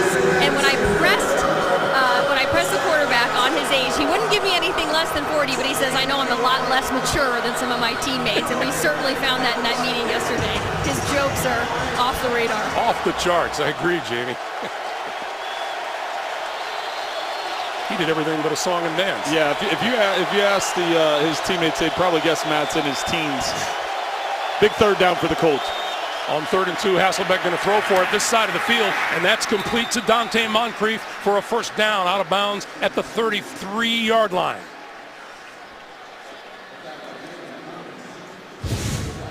This is just a built-in back shoulder throw. This isn't your traditional, hey, I'm going to run a streak and throw it on the back. This is a timed route. This is something that you rep over and over again. You know that the distance that the receiver is going to go. That way you're able to put the ball in the air before the receiver gets out of his cut.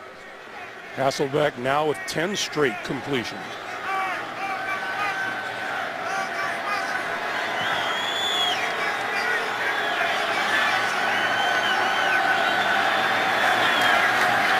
first down. That pass incomplete, intended for T.Y. Hilton. A reminder for you, Friday, it's a holiday edition of the SEC on CBS. Missouri battles Arkansas. And then on Saturday, a huge showdown between Alabama and Auburn in the Iron Bowl. It all begins at 2:30 Eastern Time with Inside College Football and College Football Today.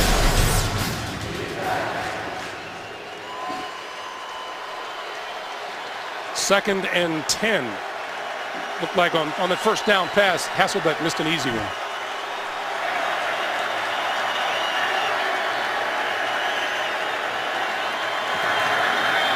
Bradshaw for a couple to about the 31.5. Paul Soliai making the tackle, and now a big third down for Indianapolis.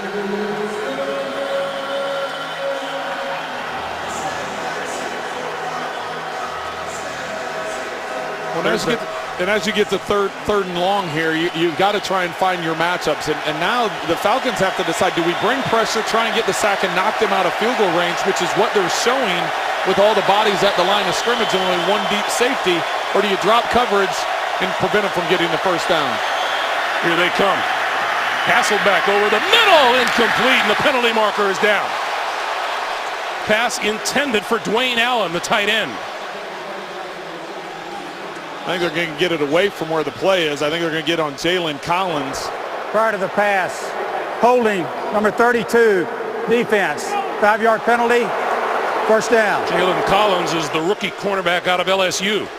He was on the backside of the play in coverage on Moncrief, and even though Hasselbeck was trying to get the ball up the field to Dwayne Allen, that's where the hold was taking place. Crucial first down for the Colts as they're trying to stay in this. Yeah, first down now at the 27-yard line. So it'll be down here at the bottom. The play is going to be in the middle of the field, but the hold it's taking place at the bottom of the screen. Anytime you see that jersey extended, they're going to throw the flag.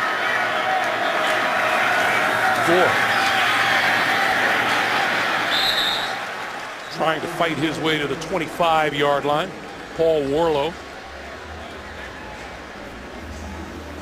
Interesting guy when we talk to him. Not the biggest middle linebacker on the planet.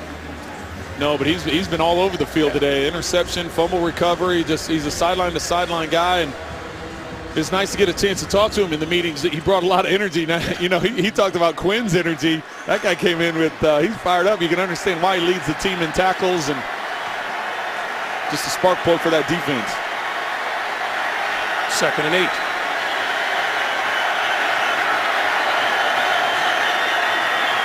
Hasselbeck with the screen. Gore trying to cut it back and brought down at the 22. That'll leave him about 5 yards short of a first down and another big third down coming up.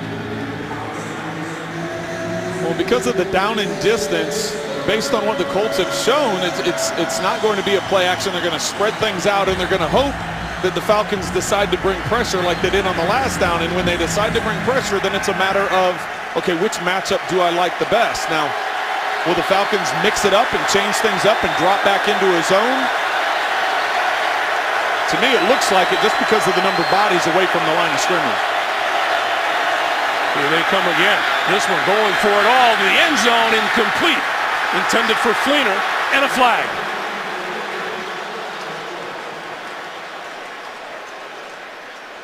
'28 is Akeem King. Pass interference, number 28, defense. First down at the spot of the foul. So they're going to place this at the 2-yard line. It'll be 1st and goal. You see the contact that's made before that ball gets there. Second third down in a row that the Colts are able to pick up the first down on the penalty. Key mistakes for the Falcons is now the Colts are set up at 1st and goal. 3 times on this drive, the Colts have gotten a first down via the penalty. Bradshaw alongside Hasselbeck in the backfield. Hasselbeck throwing, batted away, incomplete.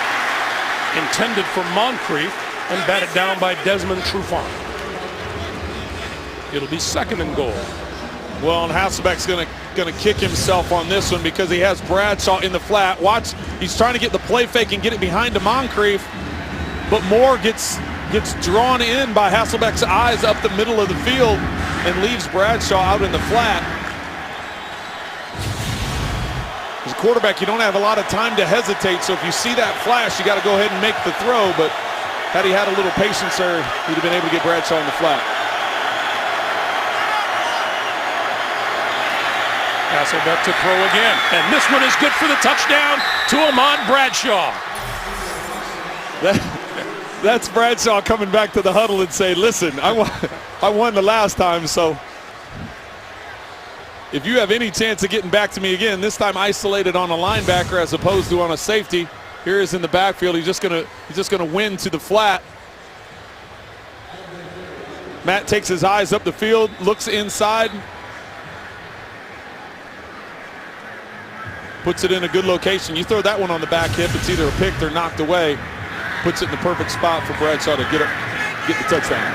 Vinatieri's kick is good. And Ahmad Bradshaw with his second touchdown catch of the day. Once again, the Colts within a touchdown at 21-14. The NFL on CBS is sponsored by Straight Talk Wireless. Best phones, best networks, half the cost. And by Jared the Gallery of Jewelry. The gift you'll treasure forever.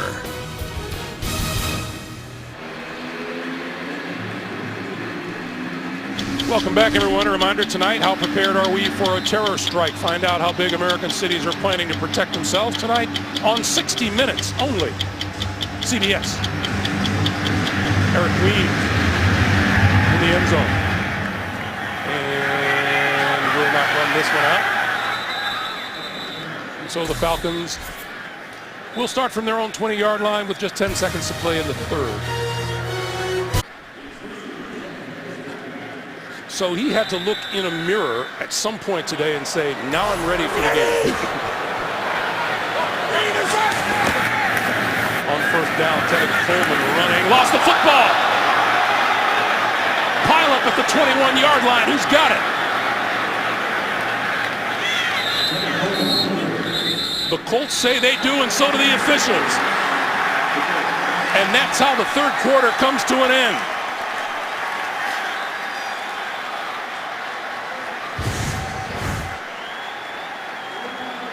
Tevin Coleman got it popped out by Eric Walden, who has had a heck of a game today. And when all is said and done, the Colts have the ball. We played 3. We're back after this message and a word from your local station. We get ready for the start of the fourth quarter, 21-14 Atlanta, but here are the Colts at the Falcon 21-yard line. Hasselbeck to throw. Little pump fake, lots of time, throwing for the end zone. Back into the end zone, is that ruled a touchdown? No. Andre Johnson, whose name we haven't called all day long. Has a chance to come up with the ball, 1 foot.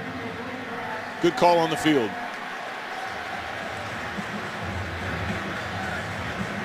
That ball kind of hung up there. If he somehow could have tried dragging that right foot instead of taking a step. First time number 81 has been thrown to all day long. 7-time Pro Bowler. 2nd and 10.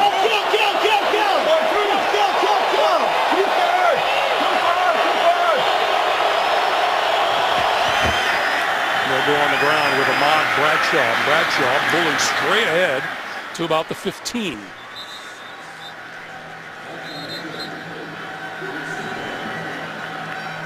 It'll be 3rd down and about 4.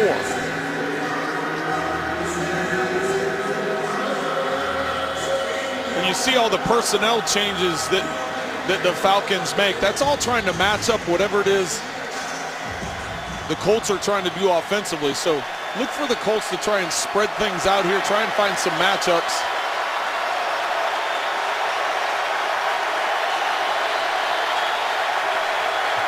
Once again, Atlanta stacking that line of scrimmage with defenders. Only one safety in the middle of the field. Looks like they're going man across the board. Hasselbeck throwing, intercepted at about the 2-yard line. Picked off and back to about the 15 by Ricardo Allen.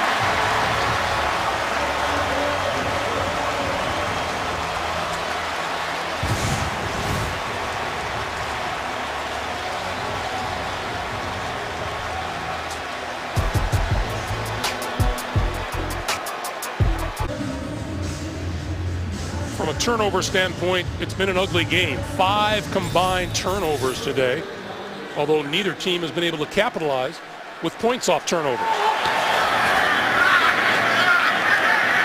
Ryan going to go deep for Julio Jones. Incomplete. Clayton gathers cover.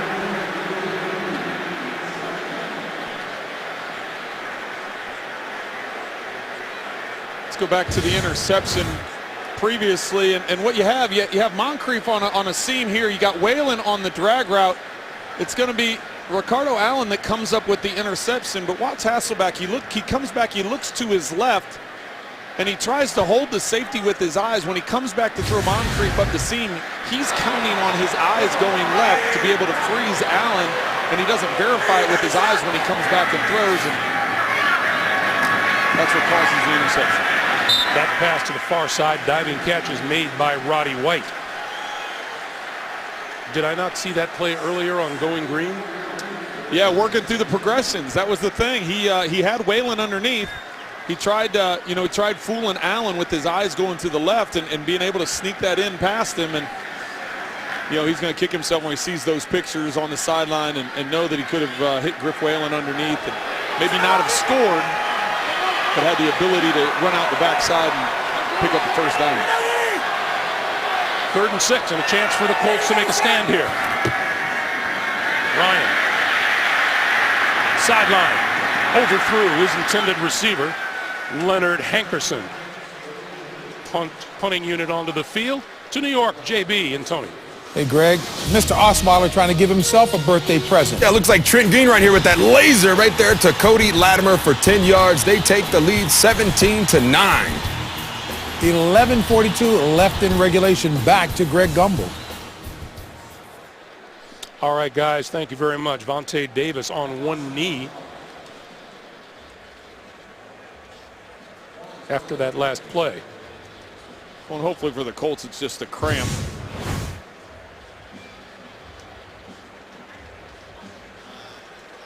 And there it is right there.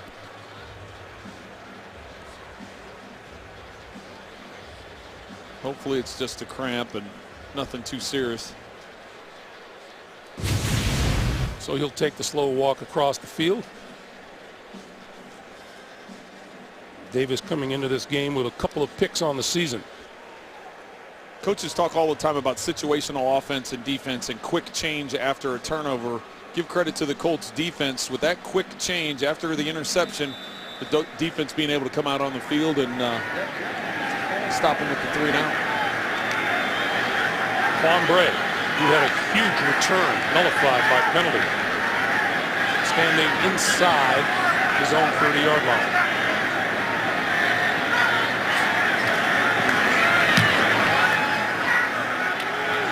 This one's returnable from the 21. Trying to break it to the outside, but he got across the 30 and out of bounds or down at about the 32. Eric Weems making the tackle. 12:46 to play in the 4th. The NFL on CBS is sponsored by Creed. This Wednesday, fight for your name. The all-new LG V10. Capture the in-between moments. And by Toyota. Let's go places.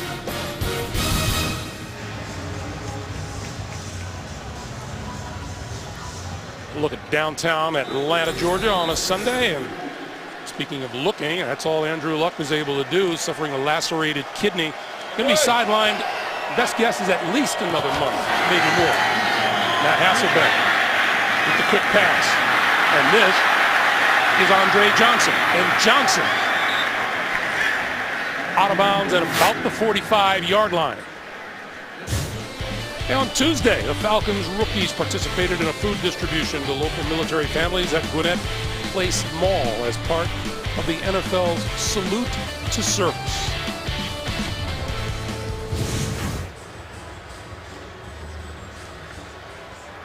Vic Beasley Jr., first-round draft pick of the Falcons, was among them. So first down at the 45. Hasselbeck under pressure and going down. Desmond Trufant came in off the corner.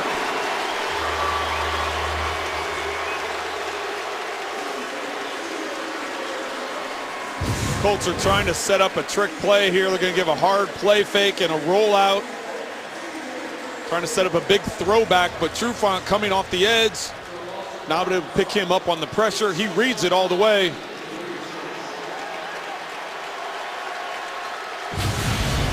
Big sack for Atlanta. Backs him up to the 36. 2nd and 19.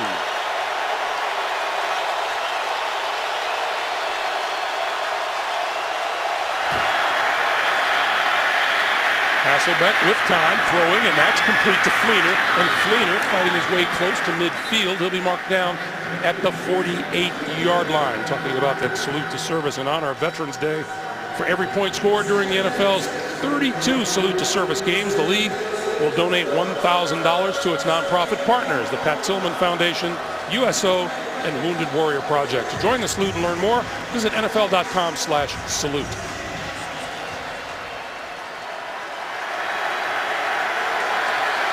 So Hasselbeck got 13 of those yards back, 3rd and 6.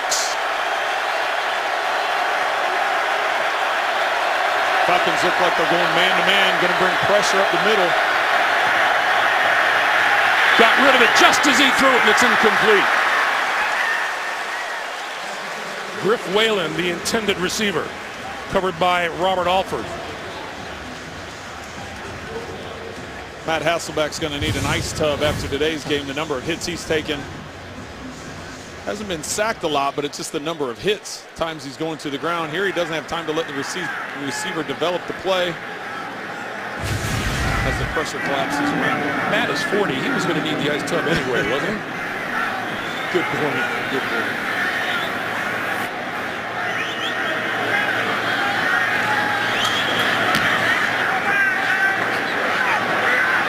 By McAfee, and it's going to bounce. Is it going to be saved? It is going to be saved just short of the goal line by Dante Moncrief.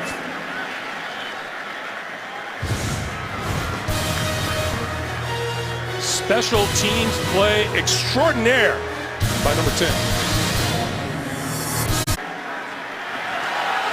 Atlanta's average drive start hasn't been great this half, and now they start from their own 1-yard line. Play fake.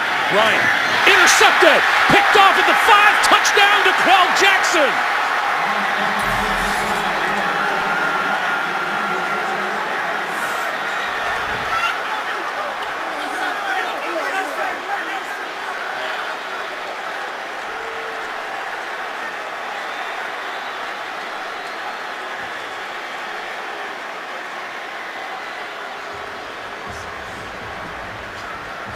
Great job by Jackson. He's going to come up here. He's going to bite like it's going to be.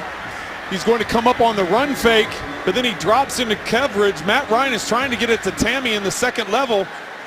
Jackson does a great job as he's dropping back in coverage, keeping his eyes on Matt Ryan. He doesn't just sell out on the run fake. As he realizes it's going to be a play-action pass, keeps his eyes in the backfield, ultimately gives him the opportunity to make that interception.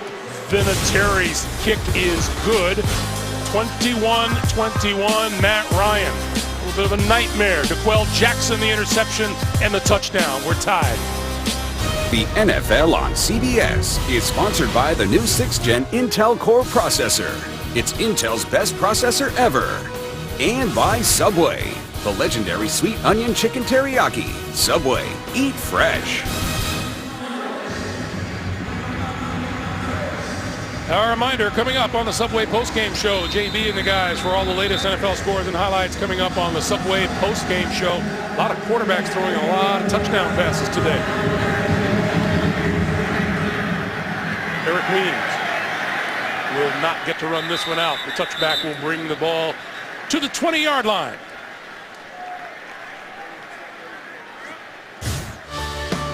Colts linebacker Robert Mathis didn't start playing football until 10th grade at McNair High School here in Atlanta. He attended Alabama A&M, kind of made himself into a terrific NFL player. Mathis recently went back to McNair to offer words of encouragement and advice to students and to the football team. I'm going to guess if Robert Mathis tells you something, you do it. That's just my guess. Had a tremendous career he has. Hard to believe just 2 years ago, 19 and a half sacks. This is Coleman for a couple. Let's go down to Jamie. Greg, 2 defensive series ago, we saw Vontae Davis walk gingerly off the field. He's been getting his right hamstring worked on. Now he's got an ice pack wrapped around it. He is doubtful to return to this game with a right hamstring injury. All right, Jamie, and that is a huge loss for that Indianapolis defense. And that is the play on which he injured that hamstring. 2nd and 8. Ryan. That's complete to Julio Jones.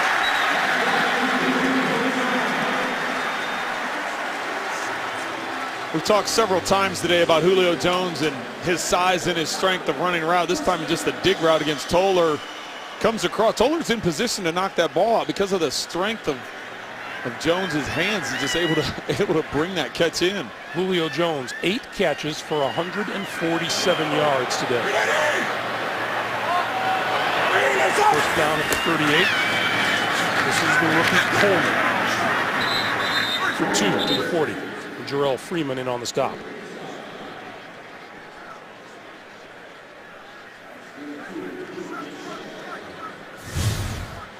A reminder, once again, Subway post-game show back in New York with JB and the guys with the latest scores and highlights.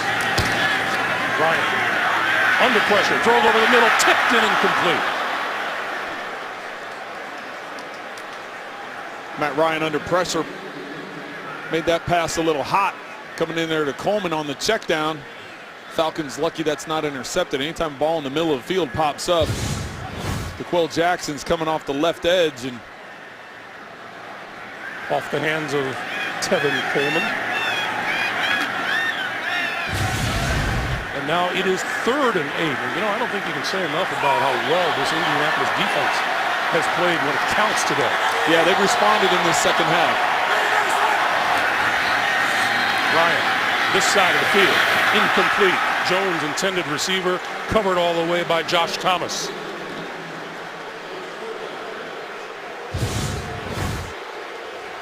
Thomas just backpedaling and off coverage. You would think this is a play that the Falcons have repped enough that that's a timing throw between Ryan and Jones. Very uncharacteristic of that duo.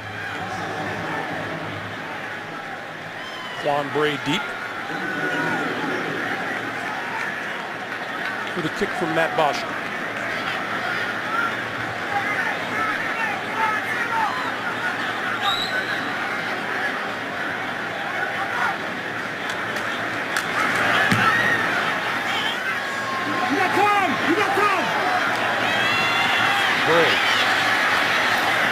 Out of bounds just about at the 15-yard line. And here comes the Indy offense with 8:18 to play in regulation. Thursday, December 3rd. Your weekend begins here. Familiar foes clash in the NFC North. Packers and Lions meet for the 171st time. Thursday night football only on CBS and NFL Network. Hey, how about that 170th time that they met? Pretty amazing stuff, right? We take a look at the playoff picture here. See how important this is to Atlanta. Obviously, they're already in position from a wild card standpoint, but they got Carolina right there that they're still chasing. They play them 2 more times the rest of the way. That's why this game carries so much importance, as we know Carolina's doing their job today. Cam Newton, I believe 5 touchdown passes today so far. On first down, Ahmad Bradshaw. And this time, the swarming Falcons defense. After a 1-yard gain, Justin Durant, Paul Warlow. 2nd and 9. We were talking about it during our last break, Trent. This has kind of been an ugly game in a good kind of way. Well, it's a good kind of way in that it's a tie ball game here halfway through the fourth quarter, but you look at both teams already have 3 turnovers. Both teams from a penalty standpoint, one with 7, one with 6, so it hasn't been the cleanest played game. You expect some of that coming off the bye week, but we got a close one here down to the end. 2nd and 9. Oh, Hasselbeck almost got caught short. That pass is incomplete to Kobe Fleener. Hasselbeck was lucky to corral that snap. Well, that's the first time we've heard this crowd get into it a little bit, some noise. So the Colts were having issues with the snap count, and they're trying to go with the silent count. You'll watch Matt's trying to kick a leg up, and he's fortunate to come up with that football. Didn't help any with the timing of the route, but fortunate to not lose the football. 3rd and 9.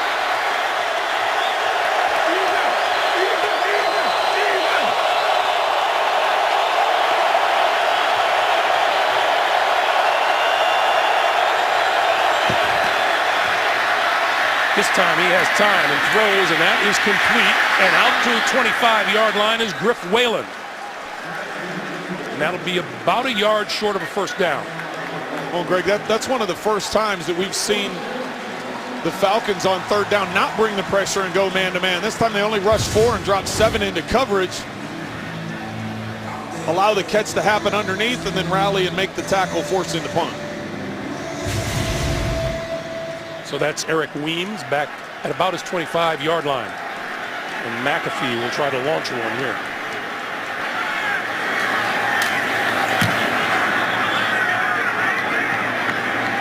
Fair catch, ball 4, and made at the 23-yard line. So Atlanta's ball with 6:43 to play. Thanksgiving Thursday, it's a special edition of the NFL on CBS.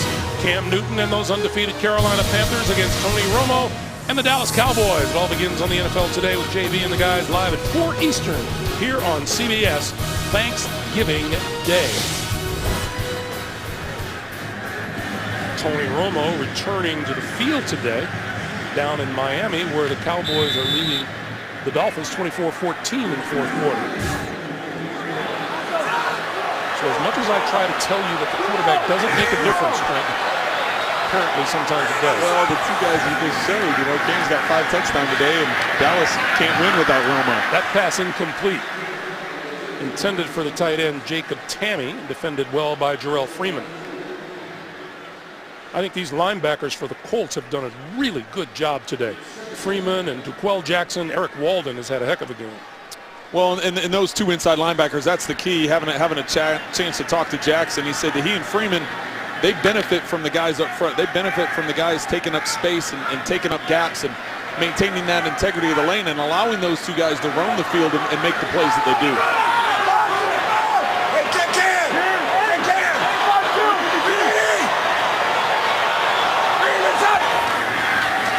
On 2nd and 10. Ryan wrapped up inside the 20-yard line. Duquel Jackson, the first to hit him.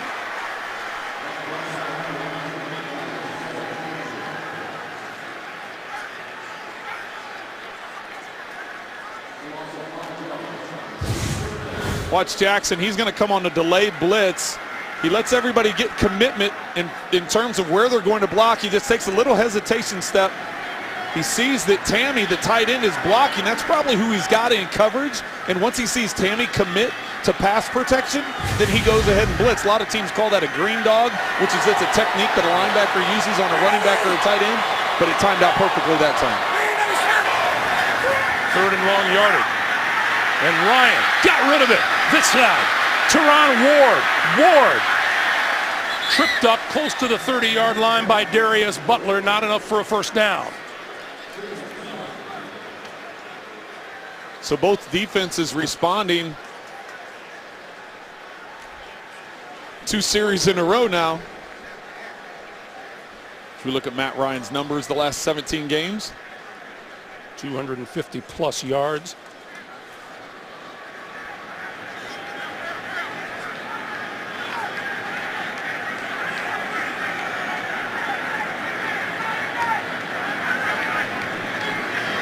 Once again, Quan Bray is deep.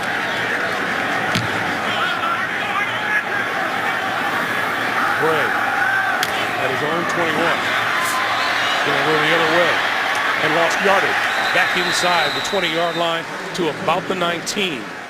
Eric Weems making the tackle.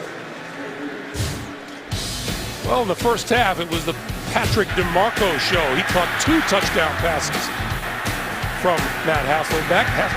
From Matt Ryan.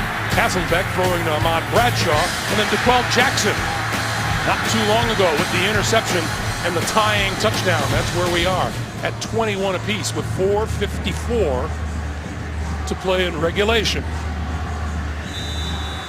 3 turnovers each. Dan Quinn say all about the ball. Well, and you saw there, you can't get real excited about the numbers that the Colts had up, but the fact is the score is tied. We mentioned coming out in the second half, the Colts need to keep this thing close, get to the fourth quarter, and then try and come up with key plays. Hasselbeck.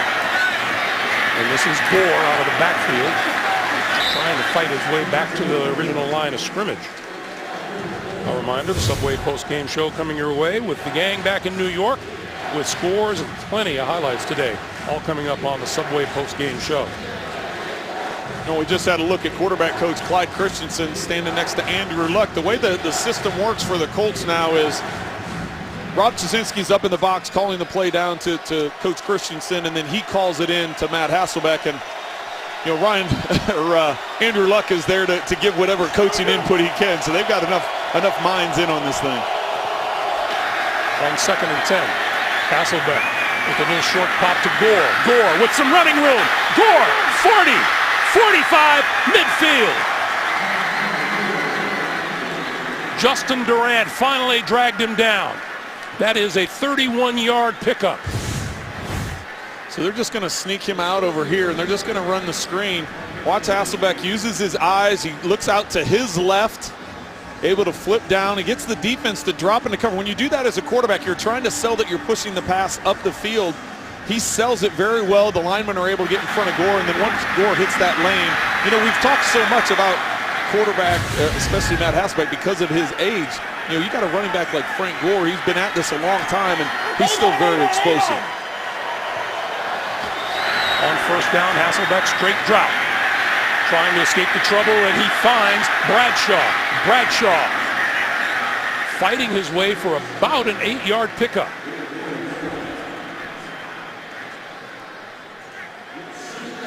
Well, these are the guys who are older than average out on the field. 40-year-old Matt Hasselbeck, Andre Johnson, Frank Gore, Adam Vinatieri, career game number 300 today.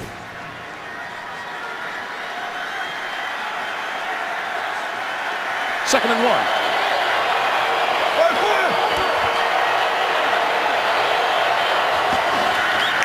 Colts will look to Gore for the first down, and he's not going to get there. Dragged down by Paul Soliai. Soliai sneaking in on the backside. They lost a yard, so it'll be 3rd and 2. Even going back to the last game, Vinatieri kicked a 55-yarder in their win against Denver, and right now, the way this would set up, this would be a 60-yarder. So even though we're in a dome, I don't think this is something that the Colts want to try. So it's important. This could be, you start thinking about 2-down territory and timeouts that are being used. I look for a play-action pass here. And first we're going to get the 2-minute warning. 2 minutes to play. There's a 2-minute warning. In the Georgia Dome. We're tied at 21. Right now, it would be a 60-yard field goal for Adam Vinatieri. He was kicking them from 60 yards in practice, but practice is a lot different from game situations. 3rd and 2.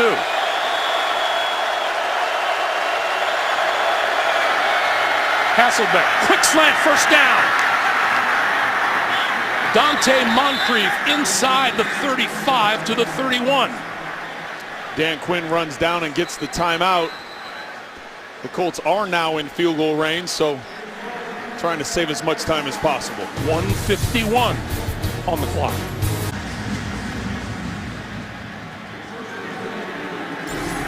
Adam Vinatieri, from here, it would be about a 50-yard field goal attempt.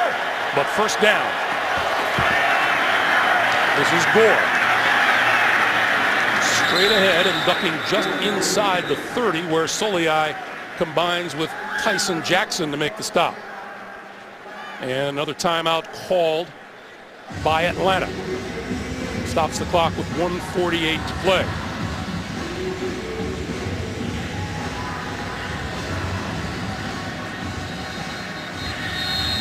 So Indy with all 3 of their timeouts remaining, and I would think that Chuck Pagano is just going to take as much time off the clock as he can before he lines up Adam Vinatieri. Yeah, I think you try and force the Falcons to use that final timeout, but I don't think you get ultra conservative here on second down. I'd like to see him do a play action pass.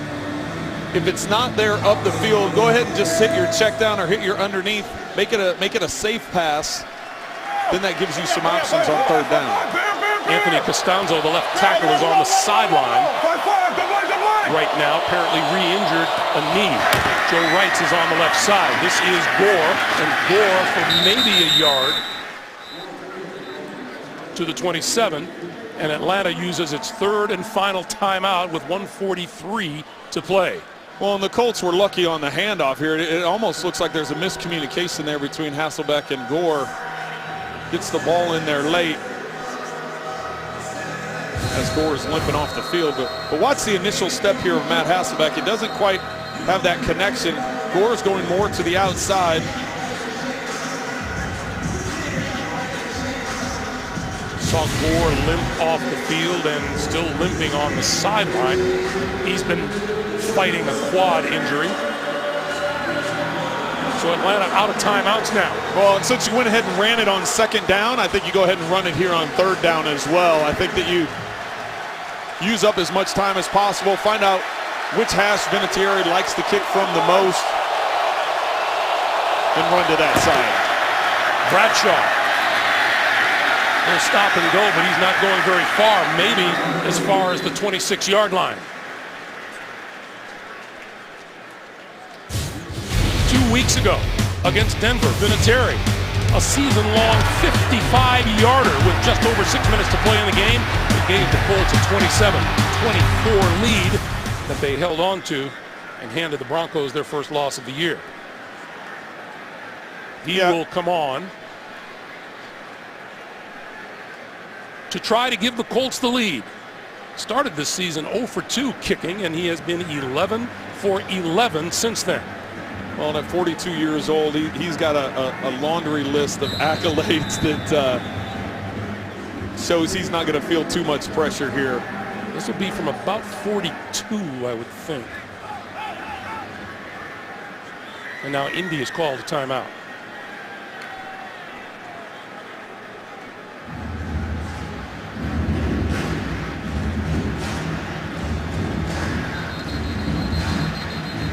Falcons have no timeouts left. If you're thinking they may try and ice him right before the snap. If he does make the kick, by the time the kickoff happens, it'll probably be around 50 seconds that Matt Ryan will have to try and put something together to get down in position. 43 yards for Vinatieri and the lead.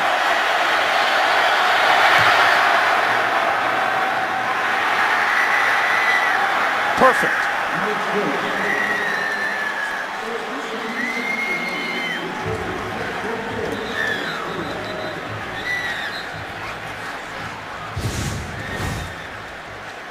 Good snap, good hold. Get your hand out of the way, spin the ball. And the Colts grab their first lead of the day with 52 seconds to play in the fourth quarter. He just had a little punch at that thing, didn't he?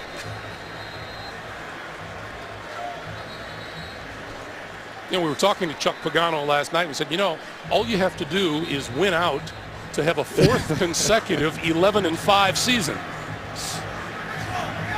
He said, that's all you got to do? That's all you got to do. That's all you got to do? He goes, well, we got to win the first one before we can do all that. So.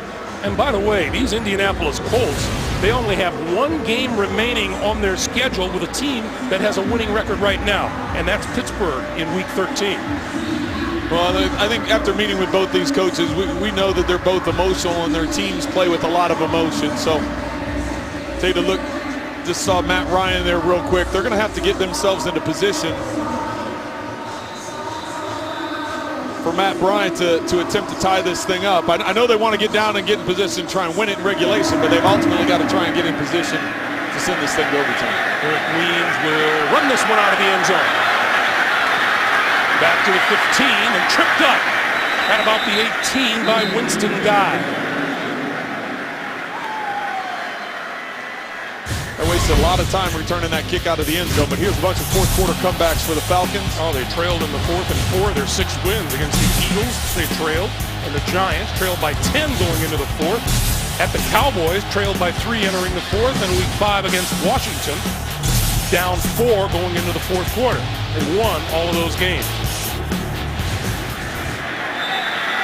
Now, Matt Ryan, author of 30 game-winning drives. 47 seconds on the clock, no timeouts. Ryan, right up the middle, in and out of the hands of his intended receiver, Leonard Hankerson. Well, and Hankerson was able to get inside of Geathers, and he's coming up limping, going off the field.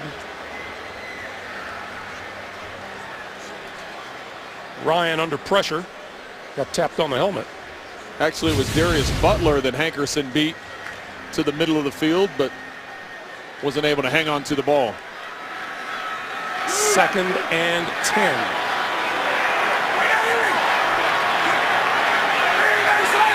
Here comes the blitz. Ryan got hit as he got rid of it, incomplete. Jarrell Freeman coming hard from the far side. 3rd and 10. The pressure that the Colts bring, they just bring more guys than can be blocked. You're going to see come in double pressure. Coleman's able to come up and get one, but he's not able to get both as Freeman comes free.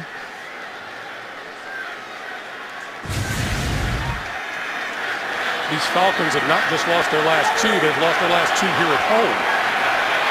3rd and 10.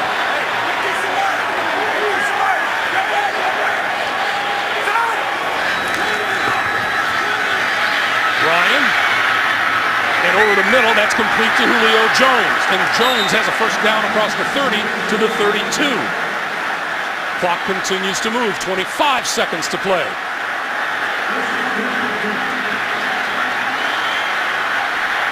They've got to get out of bounds or they've got to get the play stopped. They've got to get the clock stopped. Pass to the near side, that's complete to Ward, and Ward is out of bounds at about the 36. Well, and the problem now, Greg, is only 11 seconds are left. So let's say you have to, you need to pick up another 25 yards or more. If you get it in the middle of the field, you're not going to be able to get all 11 guys 25 yards downfield lined up and stop the clock. So you have to work the sideline here with no timeouts left.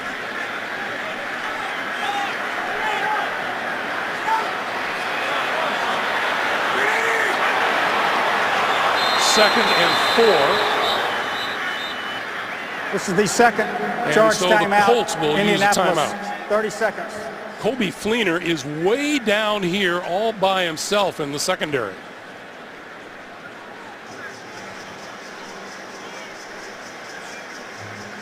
You got to think Kobe Fleener is the Hail Mary specialist on defense. He played about 60 yards deep on that one.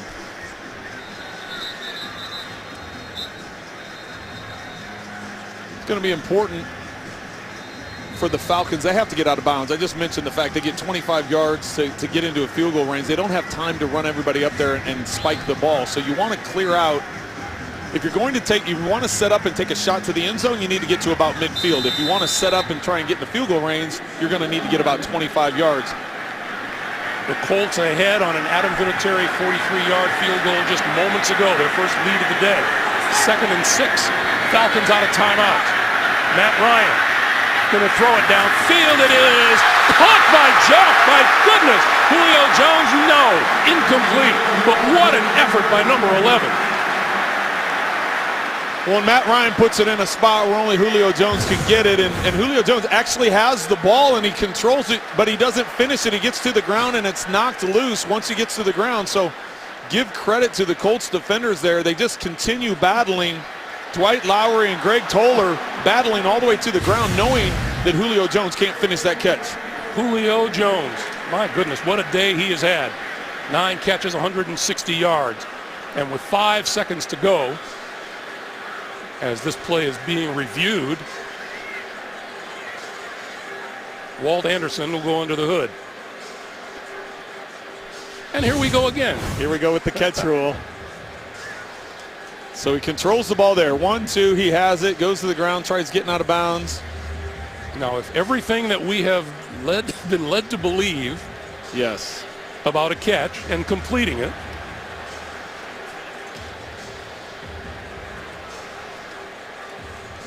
well, the big point of emphasis that we were talking about, so you have control of the ball, you have your feet in bounds, but it's the amount of time. The third factor is time. After reviewing the play, the ruling on the field is confirmed. The pass is incomplete.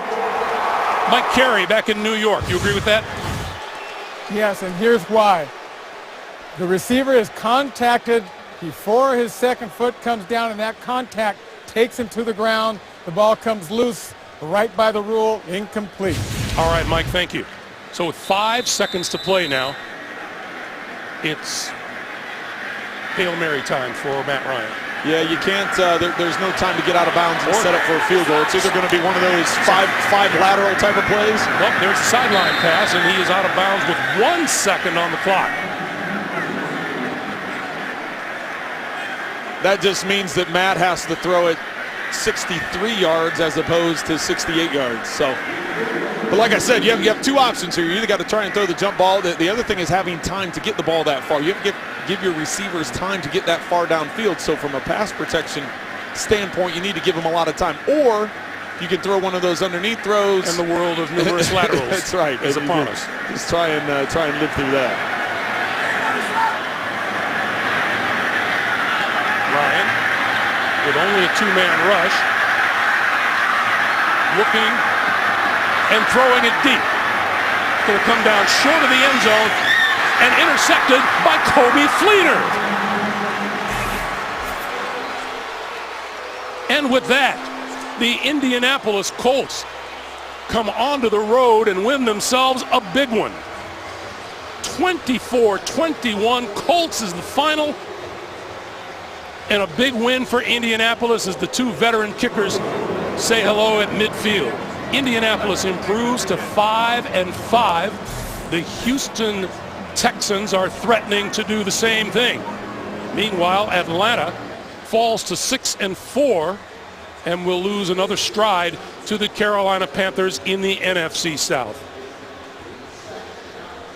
Once again, our final score, the Colts 24 and the Falcons 21.